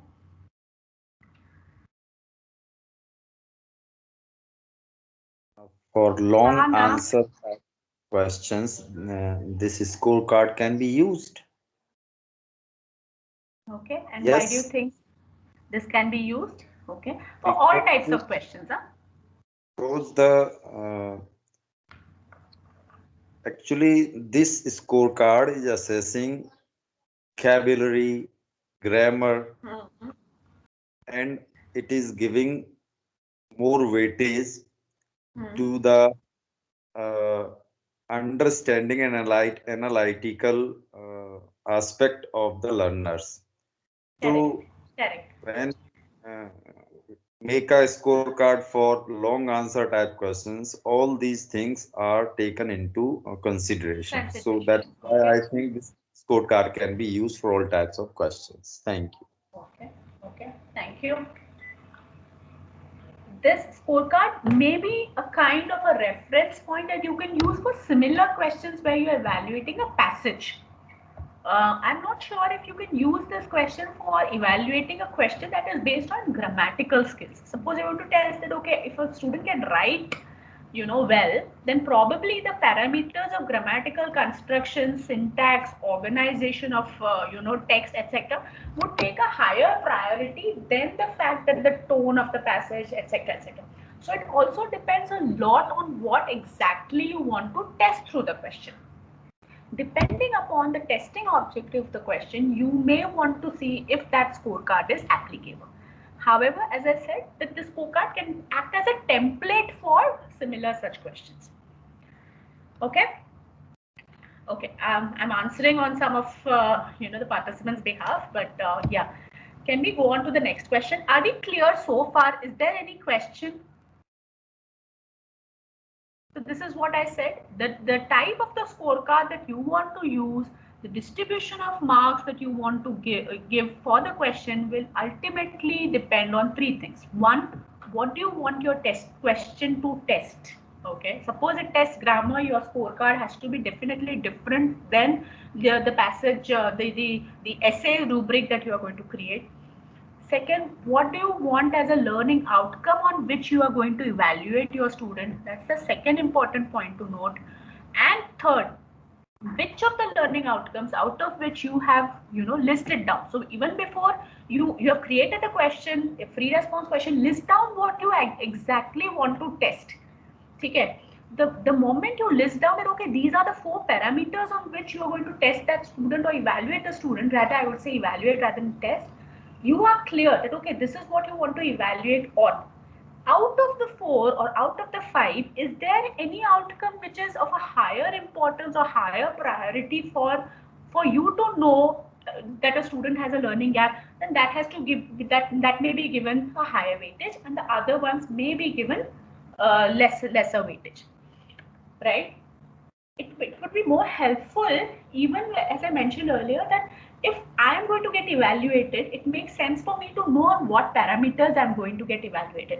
Hence, if you've seen some of the ways in which a question stem is, designed, you would say that, ensure that some of the examples where you have clearly mentioned that, you will have to ensure that it's a 150 word passage, write properly or something, make use of examples. So when you have listed down the criteria, the student knows that, okay, this is what I essentially need to put in my answer. That's not explicitly stated in the question. Sometimes it becomes a problem for the student that he doesn't know that, okay, he was going to get evaluated on this parameter, but the question probably did not list it out. Suppose he has not. Suppose you are saying the student doesn't make use of examples, but did your question explicitly state that you have to put 1 or 2 examples? If not, if you have not stated explicitly, then mentioning that in your scorecard that you would be giving weightage to examples becomes a wrong approach to take or an incorrect approach to take. Got it? I hope I'm making sense so far. Yes, no. 1 बज गए, भूख लगी है, or first feeling hungry, please let me know. I'll cut it short. I understand most of us would be feeling hungry, including me. Yes, no. Yes, ma'am. I think I need to get some more icebreaker sessions also, right? At times it becomes so monotonous. I'm talking, but I don't get a response. I'm like, oh, participants would have, dozed off. बहुत बोल लिया. Yes, no. That's right, ma'am. Yes, ma'am. You're wanting to speak something. Ma'am, I would like you to explain this again, ma'am. In short, yeah. So, whenever you are using the scorecard, the question was, is a particular type of scorecard applicable to different types of questions also?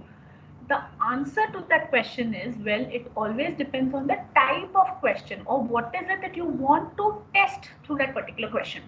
Now, the scorecard that we saw previously was more inclined towards a question that was testing your analytical skills in a passage, whether the student is able to understand the tone followed by the author, the attitude that the author has. So it's basically centered around the passage, comprehension of the passage.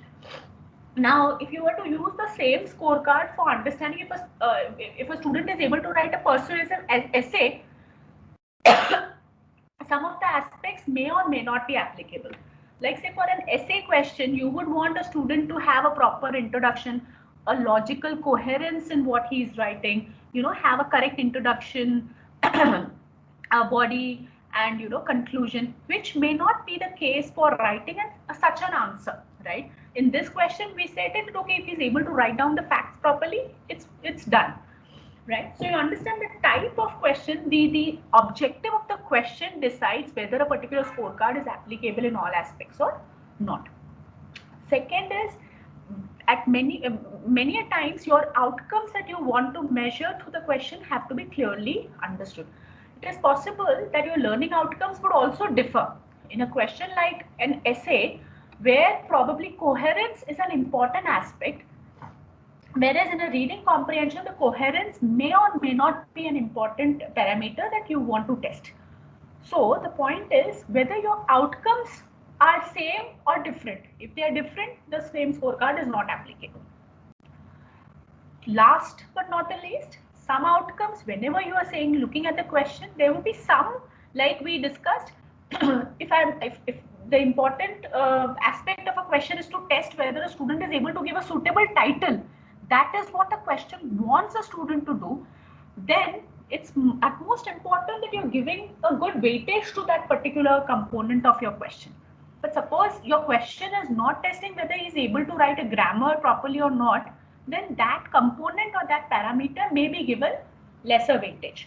So even while writing down the parameters, whether you would want to give equal weightage, whether you would want to give higher weightage or low weightage is a very conscious decision that we may need to take.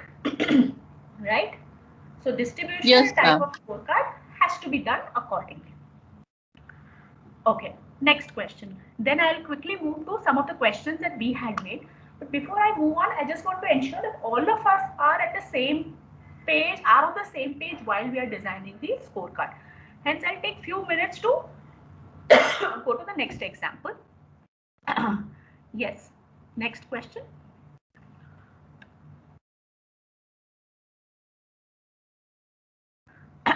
Now this is an essay question. Write a 1,000-word persuasive essay on the topic, capitalism has given rise to a new form of marriage. Right? This was one of the questions. I think we are also, some of the participants frame a scorecard for this. Okay. Identify the main components. So what is the first thing that you would do? Put down a testing objective. So what is the testing objective? Okay, students, are they able to write a good essay or not, right?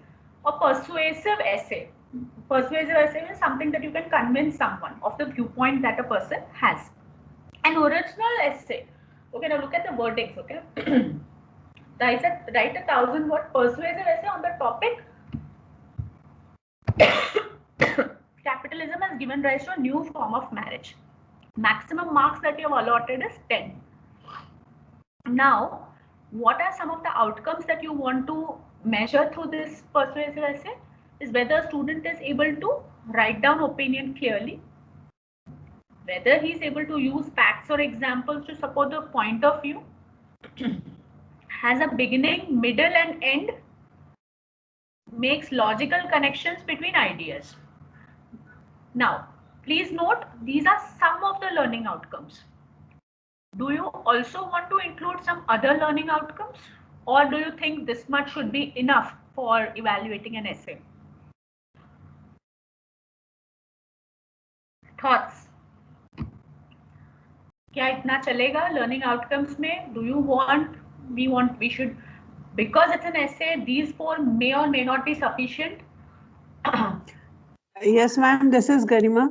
I Yes, think ma'am. apart from this, grammatical aspect should also be included, because if an essay is not grammatically accurate, then it may not give that idea, or maybe not that persuasive. So a grammatical aspect, I think, should also be included in it, like structure and punctuation, because punctuation also may change the meaning of the sentence or the Okay. idea. Okay.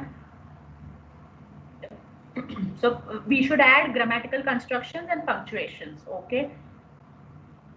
Thank you, ma'am. Anyone else who wants to add that apart from these grammatical punctuations, grammatical errors and punctuations, I mean, grammatical errors is an important aspect to be added. Anything else that we're missing out on the learning outcomes? Ma'am, important vocabulary should also be added, I think. Okay, vocabulary should also be added. And what would be your parameter for evaluating if a student has used correct vocabulary or not? How will you measure that? Suppose मैं बोलती हूँ vocabulary क्या है? How many words that a student should use? How would you define your parameter? That okay, I would have used 5 words, I would have used 10 words. What is the definition that you, how would you define that parameter? How many vocabulary words, how many words should I use in order For for me 1,000 words, yeah, for 1,000 words, I think the minimum 10, it 10 depends. words? Okay. Yeah. Okay, 10 words, 10 new words you mean? Grade appropriate. We can say keywords on the on which the point is based. For example, in any of the essay, there are some subtitles as well. So the subtitles also that may describe one key point, one keyword or one key idea. Correct. So that Now, those ma'am, you keywords. know what are, yes, just adding, ma'am, point noted that okay, you will say 10 keywords. Now you are giving this scorecard to me. Do you expect that I should also have the same understanding of the keywords that you have? So Not you have exactly, designed the that will scorecard, you are differ. going to give it to me, and you are saying, okay, Chitra, now you have to evaluate the student, ensure that there are 10 keywords that he has used. If he has not used 10 words, ensure कि उसको 0 देना. So, do you get my question, ma'am?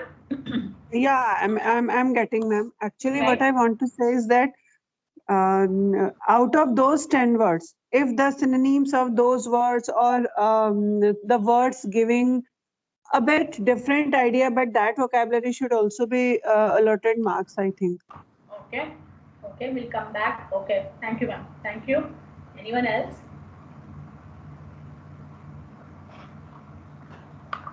Grammar or vocabulary, yes. Point noted.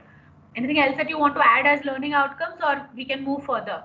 This should be enough for a persuasive essay at least. And okay. Coherence should also be there in the. Coherence should also be there. Very good. Coherence should also be there. Okay. And is there any learning outcome that you would have more importance out of these 4 and out of the 5, 6, 7 that we have also added? Is there anything that we feel should be given more importance than the other? Ma'am, I would like to say something. Yes, Since we are asking the writer to use persuasive style, then he Right. should have present his arguments also. Very good. Okay. Argumentative style should be, we should give importance to style also here. Okay. Okay. So argumentative. So now you're saying let's understand. So now you're saying that okay, we should also have the argumentative style. Now you're saying that your scorecard will have the student should have used argumentative style. Now, when will you give me full marks for using argumentative style? How many argumentative styles should I have used? In the sense, how many statements of an argumentative style should be there in my essay to qualify me as a 10 mark? I mean, to help me get a 10. What I'm doing is I'm also helping you detail out. So I'm asking you these questions on purpose. So you're saying, okay, valid point, argumentative style karna hai. Okay, very good that you should put out that arguments. How many should that be? What should be the defined quantity for me to get a 10? It's a difficult question, but I would like to answer. Since we are using word limit of 1000 words, if suppose we start writing suppose we select a main idea, suppose we are having an idea and we want to give our arguments on that, I think it will be I think 4 or 5 ideas, arguments. I think 4 or 5 arguments. Okay. So you are expecting the student to also understand that when he is writing a persuasive essay, he should make use of arguments. That's the underlying statement that the student is also aware of. And my next question is a student also aware that while he is writing a persuasive essay, he should have used argumentative style of writing? अगर मुझे पता नहीं होता, suppose I were not aware कि यार persuasive essay में लिखना है, मैंने arguments नहीं डाले हैं, will you give me a 0? No, not definitely, because the question itself is even if it doesn't understand persuasive style, the type of question which we have given here is itself needs logical explanation from us. When we are presenting our views, they will definitely be of logical type of views, I think. Correct. I agree with you, ma'am, that he has to have the style will automatically come up, I think. Correct. So, correct. I get that, ma'am. But we also have to ensure that the student is on the same page that you are. तुमने बोला argument तो चाहिए था मुझे, तुमने argument लिखा नहीं, तो मैं तुम्हें 10 marks से I will give you only 8 marks because you didn't write argument. But you said it is expected, no, because it's persuasive. So definitely you should have used the argumentative style. Did I have to explain you? So that's where the problem lies in creating a scorecard, ma'am. You get that? So you expect the student to know, but at times what happens is student may not be aware because it's free flowing thought. So maybe the student has not used an argumentative style. That's where again the challenge lies, that what exactly should go in the scorecard so that there is no discrepancy of any sort. I get your point, ma'am, that yes, probably because it has to have a cogency, it has to have, you know, the logical flow of thought, etc. coming in. So maybe more important that we incorporate those aspects which are more easier for anyone to understand, then probably using style, tones, etc., which may not be, you know, very easily standardized. And if at all we are using those parameters, then the student should also be aware that yes, he's going to get evaluated on this. Then probably even a statement that use or support your essay with necessary arguments, or even, you know, your opinion, then it becomes very explicitly stated, which if a student fails to do it, he gets he faces some, you know, I mean some loss of marks. Got that? So I think if you want that the student should use arguments, probably somewhere down the line you may also want to mention it in your prompt very clearly, right? Just to add to that point. Yeah. Yeah. Can we go on to the next slide? So I think very valid points that have come in. Now let's see how this scorecard looks like. States opinion clearly on the topic, as simple as it could get. It's the most simplest scorecard I've ever seen. States opinion clearly on the topic, uses facts or examples to support point of view, has a beginning, middle or end, makes logical connections between ideas. 3. Is this a good scorecard?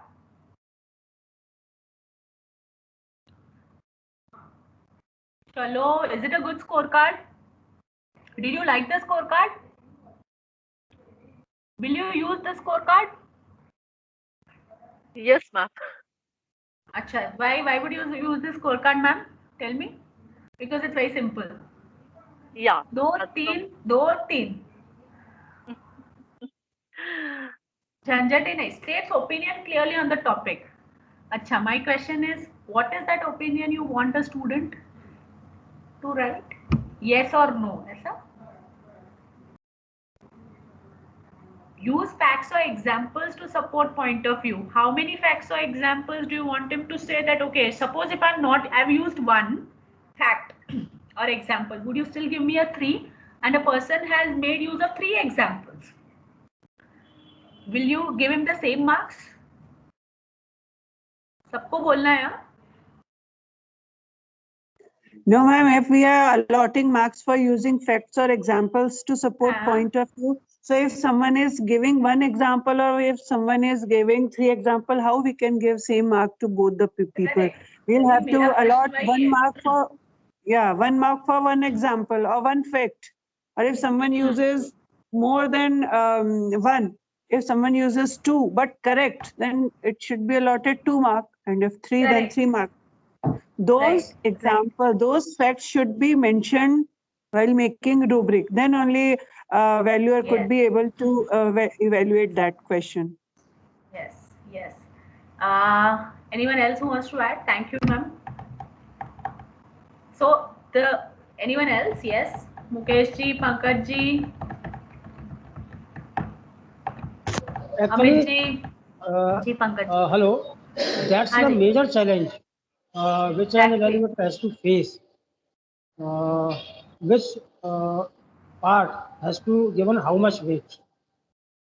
For example, if we have given all the marks to one particular examinee, and after that we get another student's copy who has given more valid points and who has given more examples, then it would be very difficult to assess higher than the previous one. Thank you. Exactly. Right. So here you have defined your learning outcomes, right? Learning outcomes are these 4. That means these are the 4 aspects on which you're going to measure. Now, important. What is important? Okay. Important is also to set the scale, whether it is good, whether it is very good, good or poor, right? So very good would be a scale where probably all these four outcomes have been adequately given weightage. Now, what is that weightage? I will have to explicitly mention, states opinion clearly. What is that opinion you want? Whether it's a yes or whether it's a no. That comes out probably in the first few lines or first few paragraphs of your essay, right? So if that's coming out clearly, very well explained, then probably you would give him a 2 marks. Suppose it is partially coming out, then probably 1 mark. And suppose it is not coming out at all, a yes or clear yes or no is not coming out clearly, you would give him a 0. Now, suppose uses facts or examples. Well, good, he's doing it. But what? How many facts or examples do you want? That you have not quantified. Understand, as opposed to an MCQ question where everything gets quantified, even probably in a free response question, the more specific you become, it's going to make our task simpler. How many examples, how many marks? Suppose you are saying a student is at least using 3 to 5 examples, irrespective of giving that range, okay, I will give him a 3 marks. Suppose he is using less than 3, I will give him a 2 mark or probably a 1 mark. Suppose he's not at all using facts or examples, then I would give him a 0. Even in that range, so when I'm talking about the range, what was the range? I'm saying very good में मैं बोलूँगी अगर 3 से 5 बोल रहा है examples, then very good. Poor good में he is using less than 3. Poor में he is not at all using any examples. Has a beginning, middle and end. Instead of using beginning, middle, probably uses a few statements to set the context. Beginning has a well-defined structure. So when I'm just saying beginning, middle and end, I may want to elaborate what I meant a beginning, middle and end, so that anyone who's reading the scorecard understands that acha, that passage, the essay should have these 3 components defined.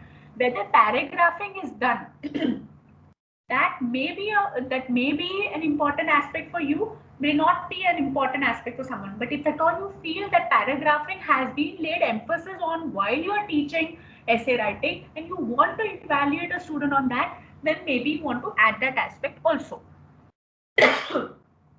Makes logical connections between ideas. Again, when you're saying logical aspects, logical connection is what? That means the flow of thought is coming out properly. So maybe the flow of thought is coming out for some of the statements, some of not random. This is a very tricky statement because makes logical connections between ideas. How will you measure that? That's something on the basis of which you're going to give him a 3 marks. So logical connections between the thought process is there. Maybe the first, beginning, end, and the beginning, the middle, and the end. Yes, you may give him a 3 marks. If it's not coming out explicitly, maybe you give him 1 mark. So again, when you are defining these learning outcomes, see how is it that you're going to measure it, right? And how is it that you're going to help someone measure it at the same expertise that you have while you are measuring. That's important to note. Am I making sense here? Yes, Am I ma'am. making sense? Yes. Yes, ma'am. Now I have some examples. I think, Pooja, I can start sharing my screen 1 sec. I want to take some examples now that have been made by us, right? I hope I am able to do it because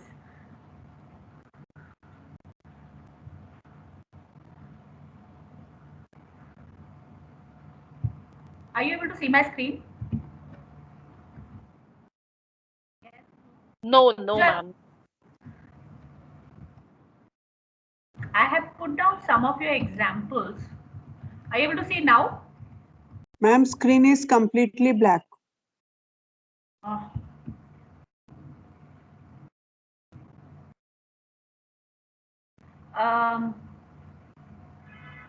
Yeah. Yes, now? No? Sorry, ma'am, but it's not visible here.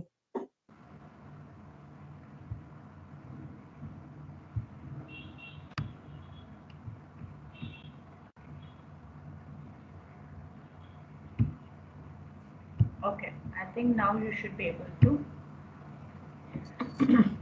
Yeah.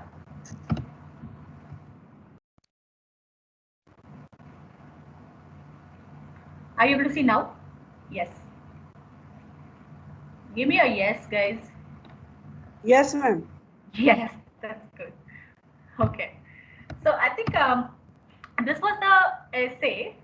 I have one scorecard that has been made by one of us. I'm not going to name the person who has created, because the objective here is not who made it. As I said, all of us are at the same, at the same, all of us are a team out here. So we're going to evaluate this scorecard. So the scorecard is score of 2 if the writer. Okay, so let's look at this question and let's look at the way it has been framed. The same question, write a 1000-word persuasive essay on the topic capitalism has given it.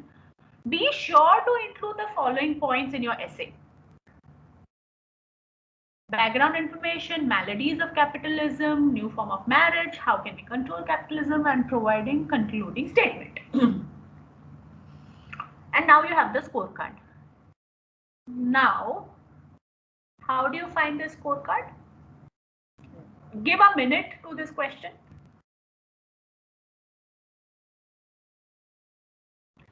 We looked at the previous scorecard. We said वो तो बहुत ही बकवास था. Now we have a better scorecard. It seems.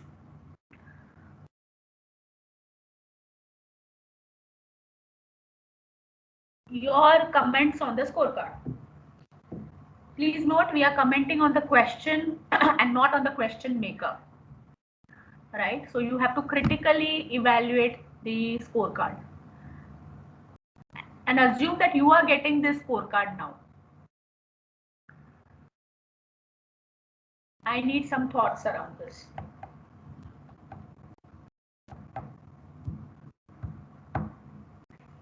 जितना जल्दी हम बोलेंगे, it's 1:27. I will leave all of us for a lunch break, or else we can continue. I love talking. So I'll continue till 3. If you don't want me to continue till 3. Yeah, this is Garima here. Yes, ma'am, the only concern is that the distribution of even marks are given here, not odd marks like 3, 4, 5, 7. So that I'm not understanding. Why only 2, 4, 6, 8, and 10? It's there. Okay. Why only 2, 4, 6, 8, 10? Why not 3, 4, 5, 6? That could have been a 1, 2, 1, 3, Yeah. 5, 7 could also have been given. Okay. Yeah, that's what I just want to know, ma'am. That is my only concern. Okay, thank you, Garima ma'am. Point. Okay, next point.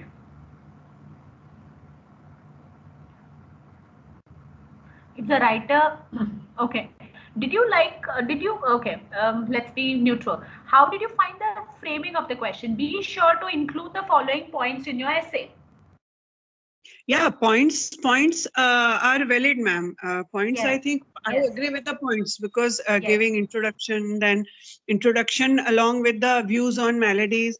Then Exactly. if the writer gives introduction, views on maladies and new form of marriage. So all these things mean. Correct. So what the question maker has done very well is the fact that he has explicitly mentioned what a student has to specifically write in his essay. So a student then would know that, okay, this is where I'm going to get evaluated, right? These are the points that necessarily should be a part of my essay. It's a very good thing that has been done. Excuse me, ma'am, one more concern. See, here we have written his views on maladies. So shouldn't the writer also mention what maladies should, for example, as examples of maladies and some new forms of marriages, those things should also be mentioned, should have been mentioned here, ma'am, as I think. Okay, okay. Ma'am, I would like to say something here. Yes. That would be what Garima madam is saying. That would become verbal input kind of thing. If we No, in the scorecard. In the scorecard. Okay, So, she's saying about scorecard. Okay, I thought. okay, ma'am. Just one point. So, Garima ma'am, are you saying that when you're saying viewpoint of writer on maladies of capitalism, so here, yes, do you want it to be explicitly mentioned on the question stem, or you're talking about the answer key that is in the scorecard? It should have mentioned. I'm talking about answer key, as in the previous question where you were telling us the rubric. So there you mentioned what vocabulary should be used, or what are the styles that you mentioned there, 1 mark for one style and Correct. 3 marks. So in the same way, shouldn't it be mentioned here on the views on melodies? So what melodies are expected here that should have been mentioned here? Okay. Apart from that, new forms of marriages, although everybody knows about the forms of marriages, but something out of that should be mentioned, should have been mentioned here. What I think is. Okay. Thank you, ma'am. Thank you. Arguments on how we can control capitalism, provide concluding statement. So introduction is important, concluding statement is there. Now, okay, yes, thank you, valid points. Now, someone else. What if I've done, say, the introduction and I've given, say, my views on melodies? What is the score that you would give me?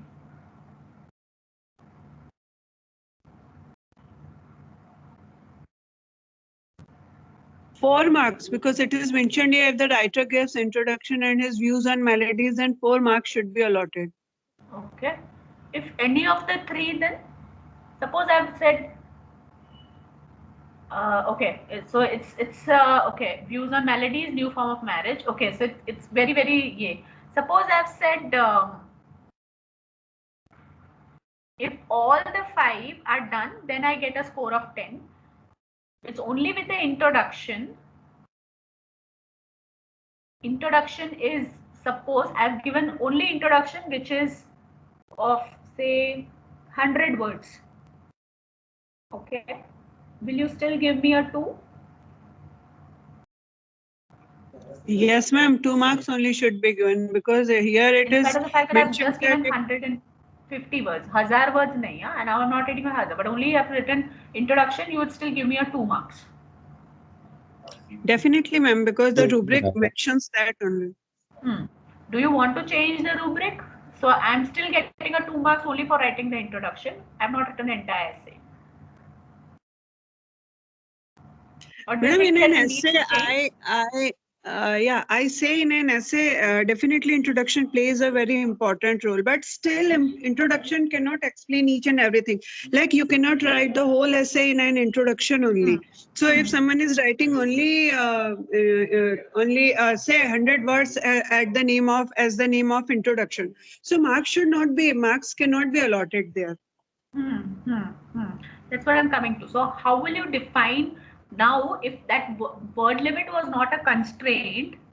Suppose even if I write 100 words, I would still get a mark. And suppose I write 800 words. Now, then the point about 1000 word essay may not be that relevant at all. So I'm just trying to help you understand, everyone here understand what exactly. So would you also give weightage to the number of words that have been used? Do you think that's a parameter while you're designing a scorecard has to also be included for this particular scorecard? Now I think one of the points it was brought out, why not a 1, why not a 3, or why not questions in odd? I'm sorry, marks in odd. Could that have been thought of? Yes, ma'am. Yes, ma'am. Because it is not possible that a student gets 2 mark or 4 mark or 6 mark. Why? I mean, it is also possible that if a student gets 3 mark or say 7 mark or say 9 mark. So this rubric is, I'm not convinced with this rubric. Okay. And how will you make it better? Okay. Now, if the right gives views on melodies. So when you are saying views on melodies of capitalism, can we elaborate? So can we also have some elaboration on melodies? What exactly you would want the child to write down, giving some examples, so that it helps you understand that, okay, if that student has written, say, 1 example on melody, I would still give him 1 mark. If he has given 2 melodies or 3 melodies, whatever, then what are the melodies? If he's given 3 examples, fine, I would give him a 4 mark or say a 5 mark. Unless until that gets defined, it becomes slightly challenging for us to how many melodies do you want, right? I'm yet to hear from other participants. I think two of the ma'ams are very active. Others, Pankaj sir, Hare Ram ji, Mukesh ji, Amit ji. Ma'am, we are active listeners. Yes, sir. Yes, sir. That's good. We are And active we are listeners. also Now we are also let's get into presenting the our active views. mode of even, or you can put your questions or put your thoughts on the chat, sir. What do you think? Do you think the scorecard can be better? Do you think it's good? How will we refine it if need be? चलेगा use कर लेंगे scorecard? I think no, I think it's a thoughtfully designed scorecard, and there may be some points which have been left out, which were not in the mind of maker of this scorecard, and actually it happens when one thought comes in our mind, a parallel thought also goes behind that. Right. And sometimes when we are going to put it down on in black and white, we misses that point. Right. It happens sometimes. So there may be some points which have been left out, which Garma ma'am has mentioned, but I don't think so. It's a thoughtfully designed scorecard, and it should be used. And it's not a question of good, better, good or better. Every question needs a different scorecard because its testing objectives are different. Got it. Thank you. Okay. So, excuse me, ma'am. I also want to mention one thing, that the specific marks should be allotted. Like here, it is given score of 2 for giving introduction, score of 4 for giving introduction and views. Instead of that, separate marks should be there. For example, if we have given marks 2 mark for writing introduction, middle part and end, then separately 3 marks if we have given on melodies, then it should be mentioned separately, like specific marks for specific aspect of the answer. That should also have been mentioned here. So what I think valid point. So what we can do is, if the writer only gives introduction, so then you may want to decide that, okay, out of 1,000-word essay, how much weightage do you want? Okay, the next question. So 2, 4, 6, 8. That means, so you're saying that each one of this is definitely 2 marks for each one of us, right? The question is whether you want to give 2 marks to each of these, or do you also want to make a change in the weightage that you're giving to each of these aspects? Okay, it is possible that introduction is definitely may be important. I'm not saying it's not, but then introduction may have just 1 mark to be given. Whereas the viewpoint, which is a stronger, aspect to be looked at, that whether he's able to write a persuasive essay, that's a stronger viewpoint on melodies, or say, for example, the new forms of marriage. I would attribute a slightly higher weightage because the viewpoint is coming out. So that's where whether the child is able to use the argumentative style, or probably he's able to use, the other styles of writing, whether he's able to do that persuasive, etc., whether he's able to that also comes into aspect. Now here, what is also one thing that we need to know is, we are not giving importance on the grammar piece, right? We are saying that, okay, irrespective of whatever would be the content, I am not going to look at grammar. Now that's a question that you may want to ask. Is it important that if the essay has been written, but probably the student has, say, for example, not used grammatical styles at all, or he has not followed grammatical syntax, he has made a lot of punctuation errors, he has made a lot of spelling errors, would I then give him a score of 10? Definitely not, ma'am, because in English and especially in writing, these things also matter a lot. Right. So then that's a question that we will have to address through the scorecard. Last, but if we notice, we have said that, okay, follows word limit. So now we are saying only at a score of 10, if he has followed word limit, we would give him a 10. What if for a score of 8? What for a score of 6? Right? What for a score? So are we saying that then the word limit is not important in the scores where we have discussed previously? Right? So we cannot include just the word limit when he is talking, when he is when we need to score him on a scale of 10. We also need to look into the word count aspect somewhere ahead also, right? So while you're designing the scorecard, list down the correct parameters that you would want to test or you want to evaluate. Once that is done, then your job becomes very, very simple. Don't look at the marks at the very beginning, right? Because marks is something that you will anyways give him.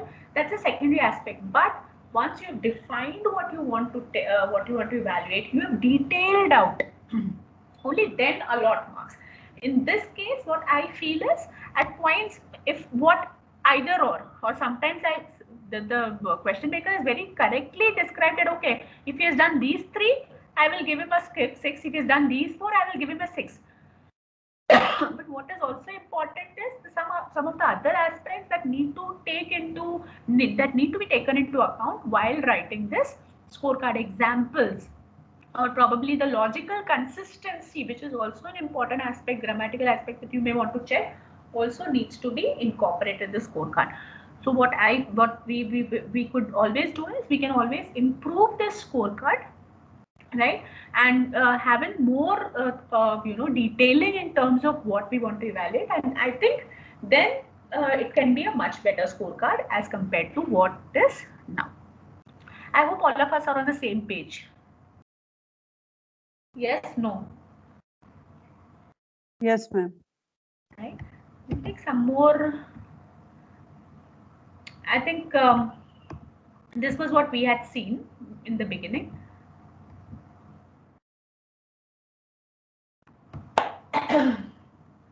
Now, this is the other scorecard that you have. Again, made by one of us.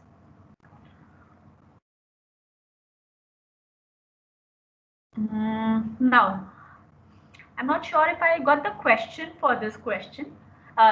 Question for the scorecard. What I got is the scorecard.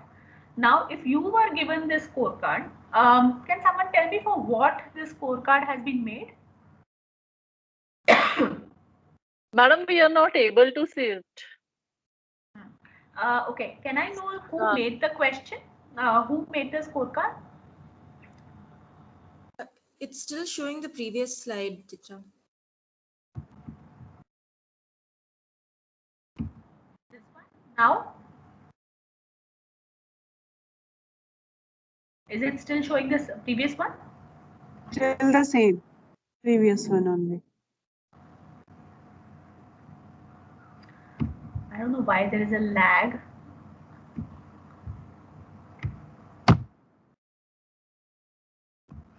Now still no? Yes, now new one. Now new one. Okay, good. This one? Okay, now I would have also changed names, huh? Hariramji, it may be your question, it may not be your question. Huh? It may not be your scorecard, so don't worry. Irrespective of who is making it. I'm worrying actually. This is very new for me. It is too early for me to give my viewpoints. Actually, What it was is the very question on new your for me. mind, sir? As in, because we don't have the question. Was this question, was this scorecard designed for an essay or something? What was the question that you had? It was for essay and the second both the tasks, I think. Okay, essay, right? And if you could just help me understand what was the topic of the essay? The essay that was the same as it was on the previous The same slide. one. The same one, right? Okay. Okay. Great. Now we have a new scorecard. Now, okay. Let's comment. So we are not commenting on the question maker. We are commenting on the scorecard that has been given to us. 7 to 10 marks, demonstrates introduction and conclusion with complete understanding. Right? And when we are saying complete understanding, ideas clearly stated, writing is error-free, analytical, and creative skills are used effectively with a purpose. 6 to 6.9 marks. Okay, 6 to 6.9. Sir, ये थोड़ा मुझे नहीं समझ में. Why did you specifically choose 6.9? I'm not sure if we would follow that rating while we are evaluating students. Shows ample understanding. Ideas clearly stated with accuracy and balance, having some weaknesses, some grammatical incorrectness, somewhat analytical and creative skills are used. 5 to 5.9 marks show some understanding, statements are not clearly expressed, lacking balance and having more grammatical errors. Plain ideas with no analytical and creative skills used. Last 3 to 4.9 limited understanding, ideas are not real. Writing is imbalanced, unbalanced, weak and incomplete, number of grammatical and spelling mistakes, having confusing ideas and repetition of ideas.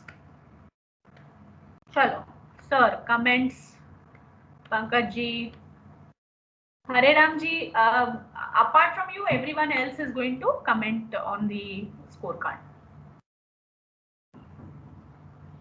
If we are not commenting on the scorecard, we will not go for lunch. And I'm not going to close.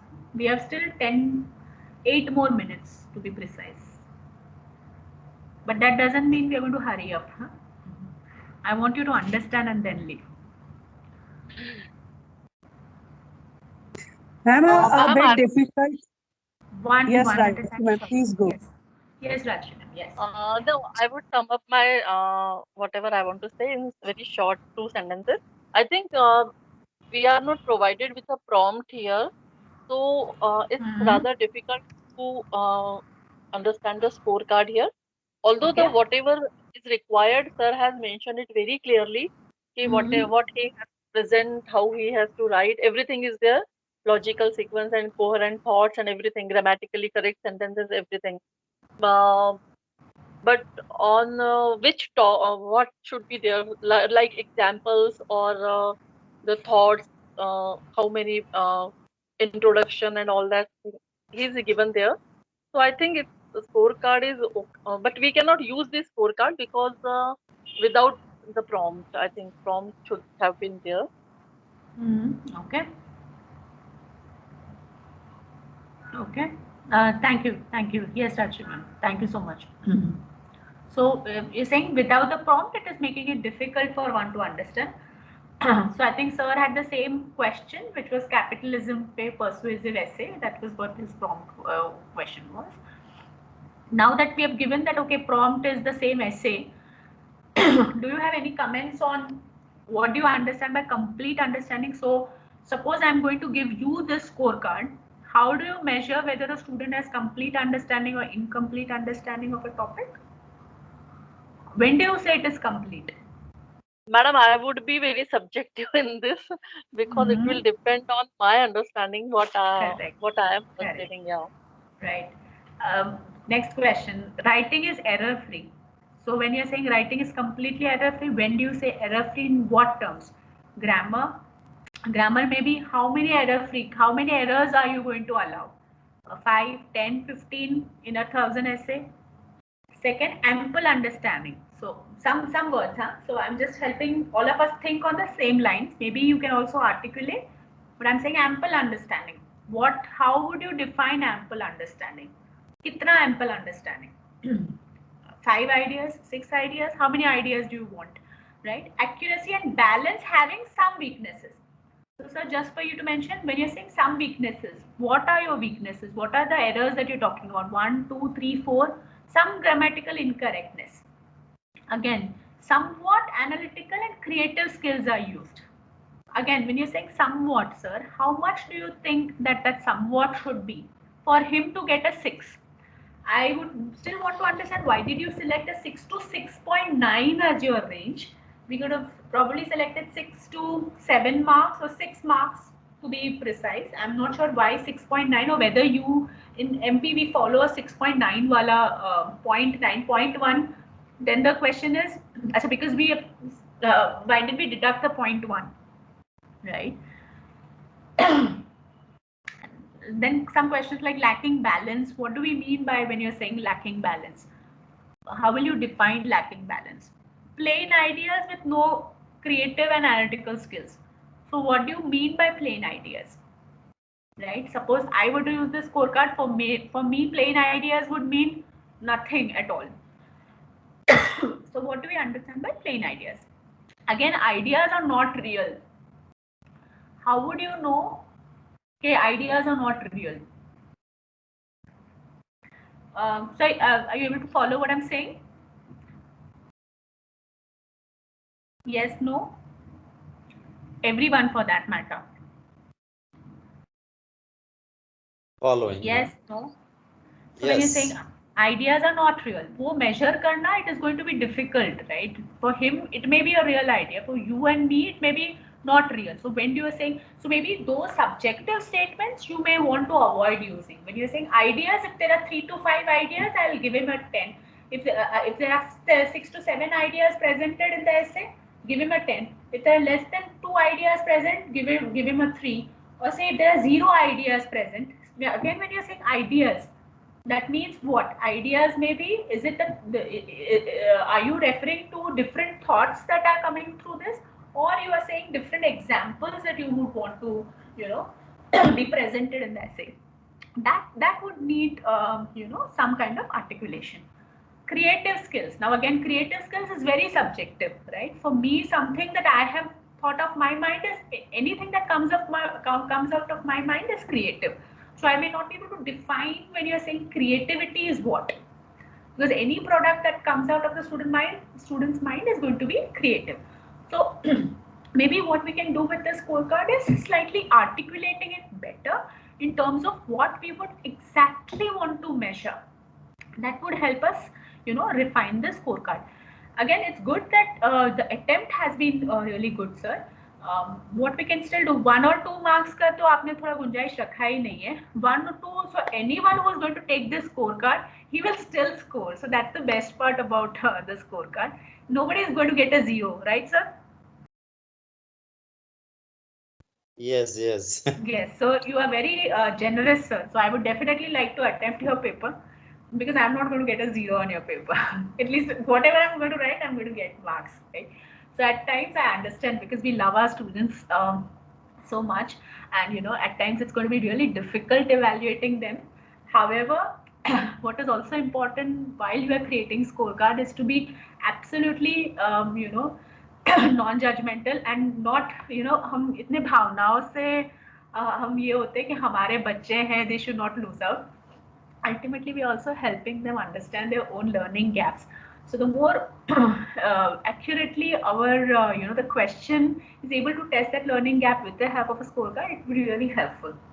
So at times we may have to keep our emotions and our the feelings that we have for students on the side, on at one side, so that we are going to give that accurate picture. Tomorrow it is these learning gaps that will help them. Once you remediate, it's going to help them grow.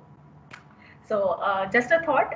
Well, no offense to what all of us think. I've been, I've also been teaching for some time, so I understand how it feels.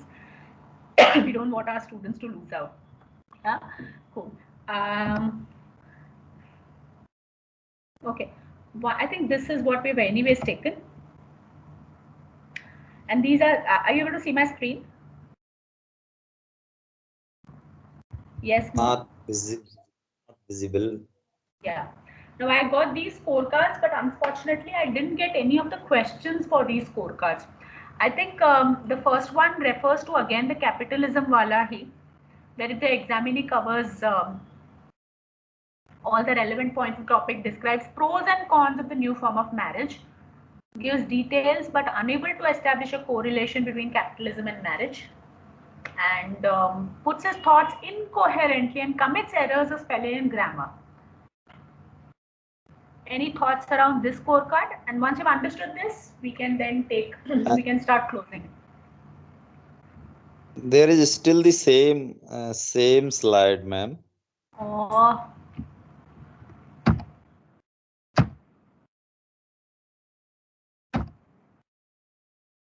Are you able to see it now?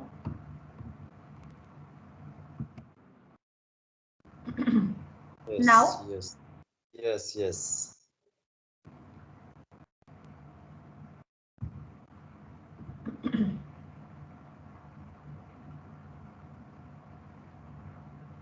Was this topic given to you, all of you, that you are supposed to write a 1,000-word essay on capitalism? Because I've seen this scorecard prompting, propping up every now and then. So,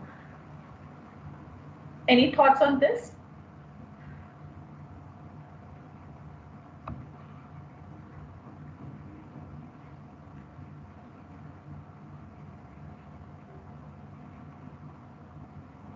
Do you agree? So it's very similar to the ones that we have discussed earlier, where probably it requires a lot of detailing and incoherent.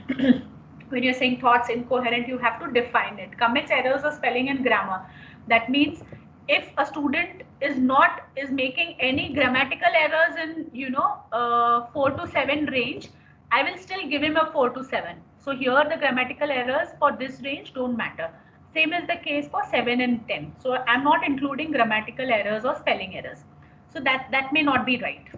So these aspects of spelling, grammar, etc. have to be incorporated at every stage so that your scoring rubric becomes more detailed. Garima ma'am, next slide. I think I have one last one.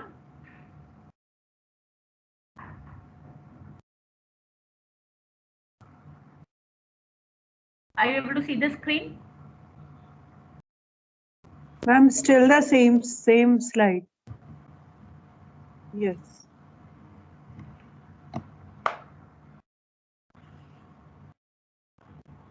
I think it's the same essay. Very simple, very crisp rubric. 5 marks. 1 sec. 5, 3, 2. Introduction, expansion, next points, conclusion, 5 marks. Accuracy, 3 marks. Coherence and spelling, 2 marks. That's it. As simple as it is, right? Garima ma'am? Yes, ma'am. Your thoughts. Ma'am, yeah, after going through the training for today, and now I came to know that specific marks should be given for like if a logically student presents logically all that, then marking should be specifically given. Correct. So whenever you're talking of coherence of spelling, this is for everyone. Suppose you're talking of coherence of spelling, you cannot directly include it as just one aspect. You would have to also incorporate that aspect everywhere. So these are the 4 parameters, and these 4 parameters have to be evaluated across.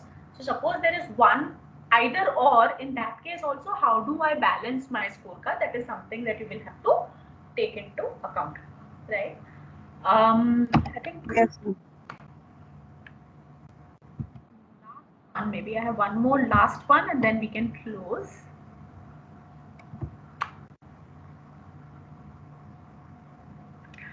I really liked, what exactly your response should include. I think it's very explicitly stated that it should have, suitable title, introduction to Saral family and Gerald's fondness for animals. I think it's taken from one passage that we would have been given. It would have helped if we had the passage in front. Nevertheless, again, the scorecard. 9 to 10 includes all points, complete understanding, no errors. No errors, we don't know what errors you are referring to. 7, 8, reasonable with some gaps of interpretation. What are those some gaps? Probably you have to define. What exactly, how will you know whether the student has interpreted? So the interpretation ki paribhasha is something that you'll have to define. 5 to 6 with significant details. What is significant to you may not be significant to me. So if you can explicitly state what are those significant details on which I have to evaluate, would definitely help. Includes some elements with accuracy. Again, what are those some elements, right? Last, inconsistent, lack understandings, unable to state. Achha, if it's inconsistent, if it lacks understanding and it is unable to state, why would you give him a 1 or a 2 marks? You should give him a 0. Yes, no. I will not give him marks if it's inconsistent. Why should I give him a benefit? Okay, at least you have read the paper. I will not give him marks for that, right? So I'll give him a 0, right? I hope I'm making sense to what, did I make sense? So bola, samjhaya. Did we understand? Yes, ma'am. Yes. Okay. Now that we've understood, can each one of us add on one point that we've understood from the workshop today to help understand better? And we are going to switch on our cameras as we speak.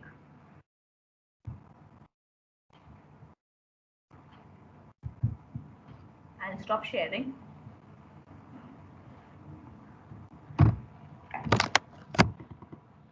Yes, ma'am, this is Garima here.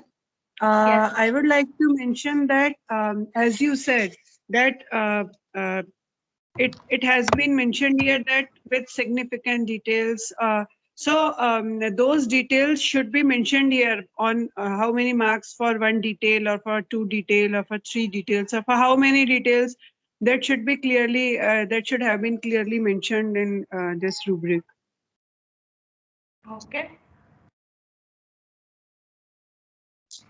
Yes.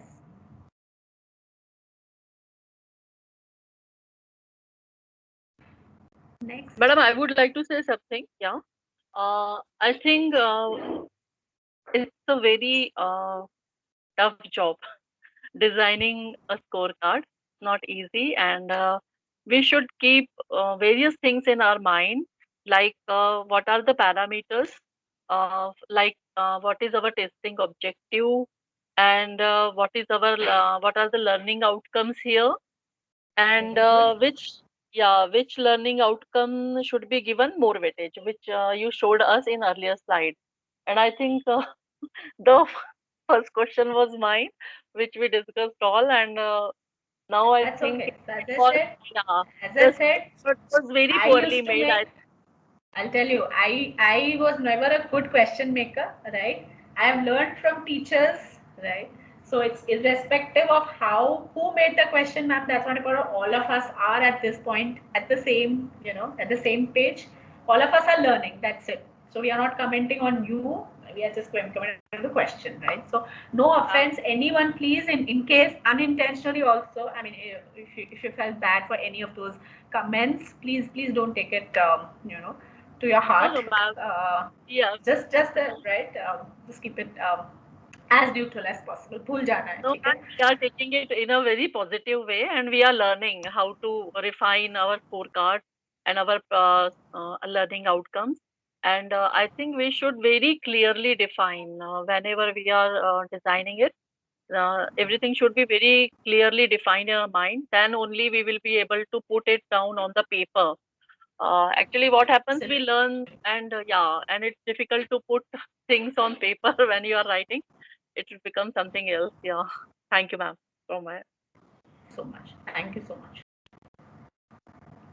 Yes, Hare Ram ji.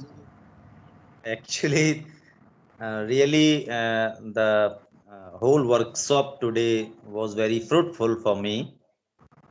The process of making a scoring card is challenging for me personally. I would like to say, because the what we used to do, actually mindset is set already according to the systems which were going on here. So that's why we are in the process of learning. And today the main thing which we have got, that testing objective and the learning outcomes should be the basis of making a scorecard. I have got this one. Thank you very much. Thank you. Thank you. Anyone else? Mukesh ji. So now I know most of your names. I don't think I've missed out anyone. Mukesh ji, हाँ Amit madam, ji, आज का Garima ma'am, Rajshri ma'am. Yes, Mukesh जी ji. Ma'am, Mukesh, आज का session बहुत ही रोचक था, अच्छा था, बहुत कुछ सीखने को मिला हमें। और स्पेशली जो स्कोर कार्ड के ऊपर जो गहनता से आपने जो भी बताया, और इससे पूर्व जो हमें एक प्री टास्क दे रखा था, तो even the last slide was mine, I think it is still there. तो बहुत सारी मिस्टेक्स रही थी उसमें, and we all realise that. और इसके बाद जो जैसे जोशी सर ने कहा कि स्कोर कार्ड में जो चीज़ें हैं उसको क्या क्या ध्यान रखना है, वो स्पेशल है मतलब आज का टेक अवे। और लर्निंग आउटकम और जो था हमारा उसको भी अपन को ध्यान में रखना है, क्योंकि लर्निंग आउटकम कहीं ना कहीं छूट रहा था हमसे भी, है ना। We were not even focused on the learning objective. हमने तो बस वो था कि क्या चीज़ इंक्लूड करनी है उसी पे फोकस था, और जो एक पैटर्न या प्रोटोकॉल चला आ रहा था उसके according we were just setting the papers and evaluating the copies on that basis. So it was very fruitful. Thank you. Thank you. Thank you. Okay. और किसी को कुछ ऐड करना है? भूख लगी होगी हम सबको, ठीक है। So Yes, just ma'am. before we part, sorry, someone saying something? Yes, Karima ma'am. Yeah, this is Karima ma'am. I'm really feeling very hungry. अब तो जोर से पेट में चूहे कूद रहे हैं. Sorry.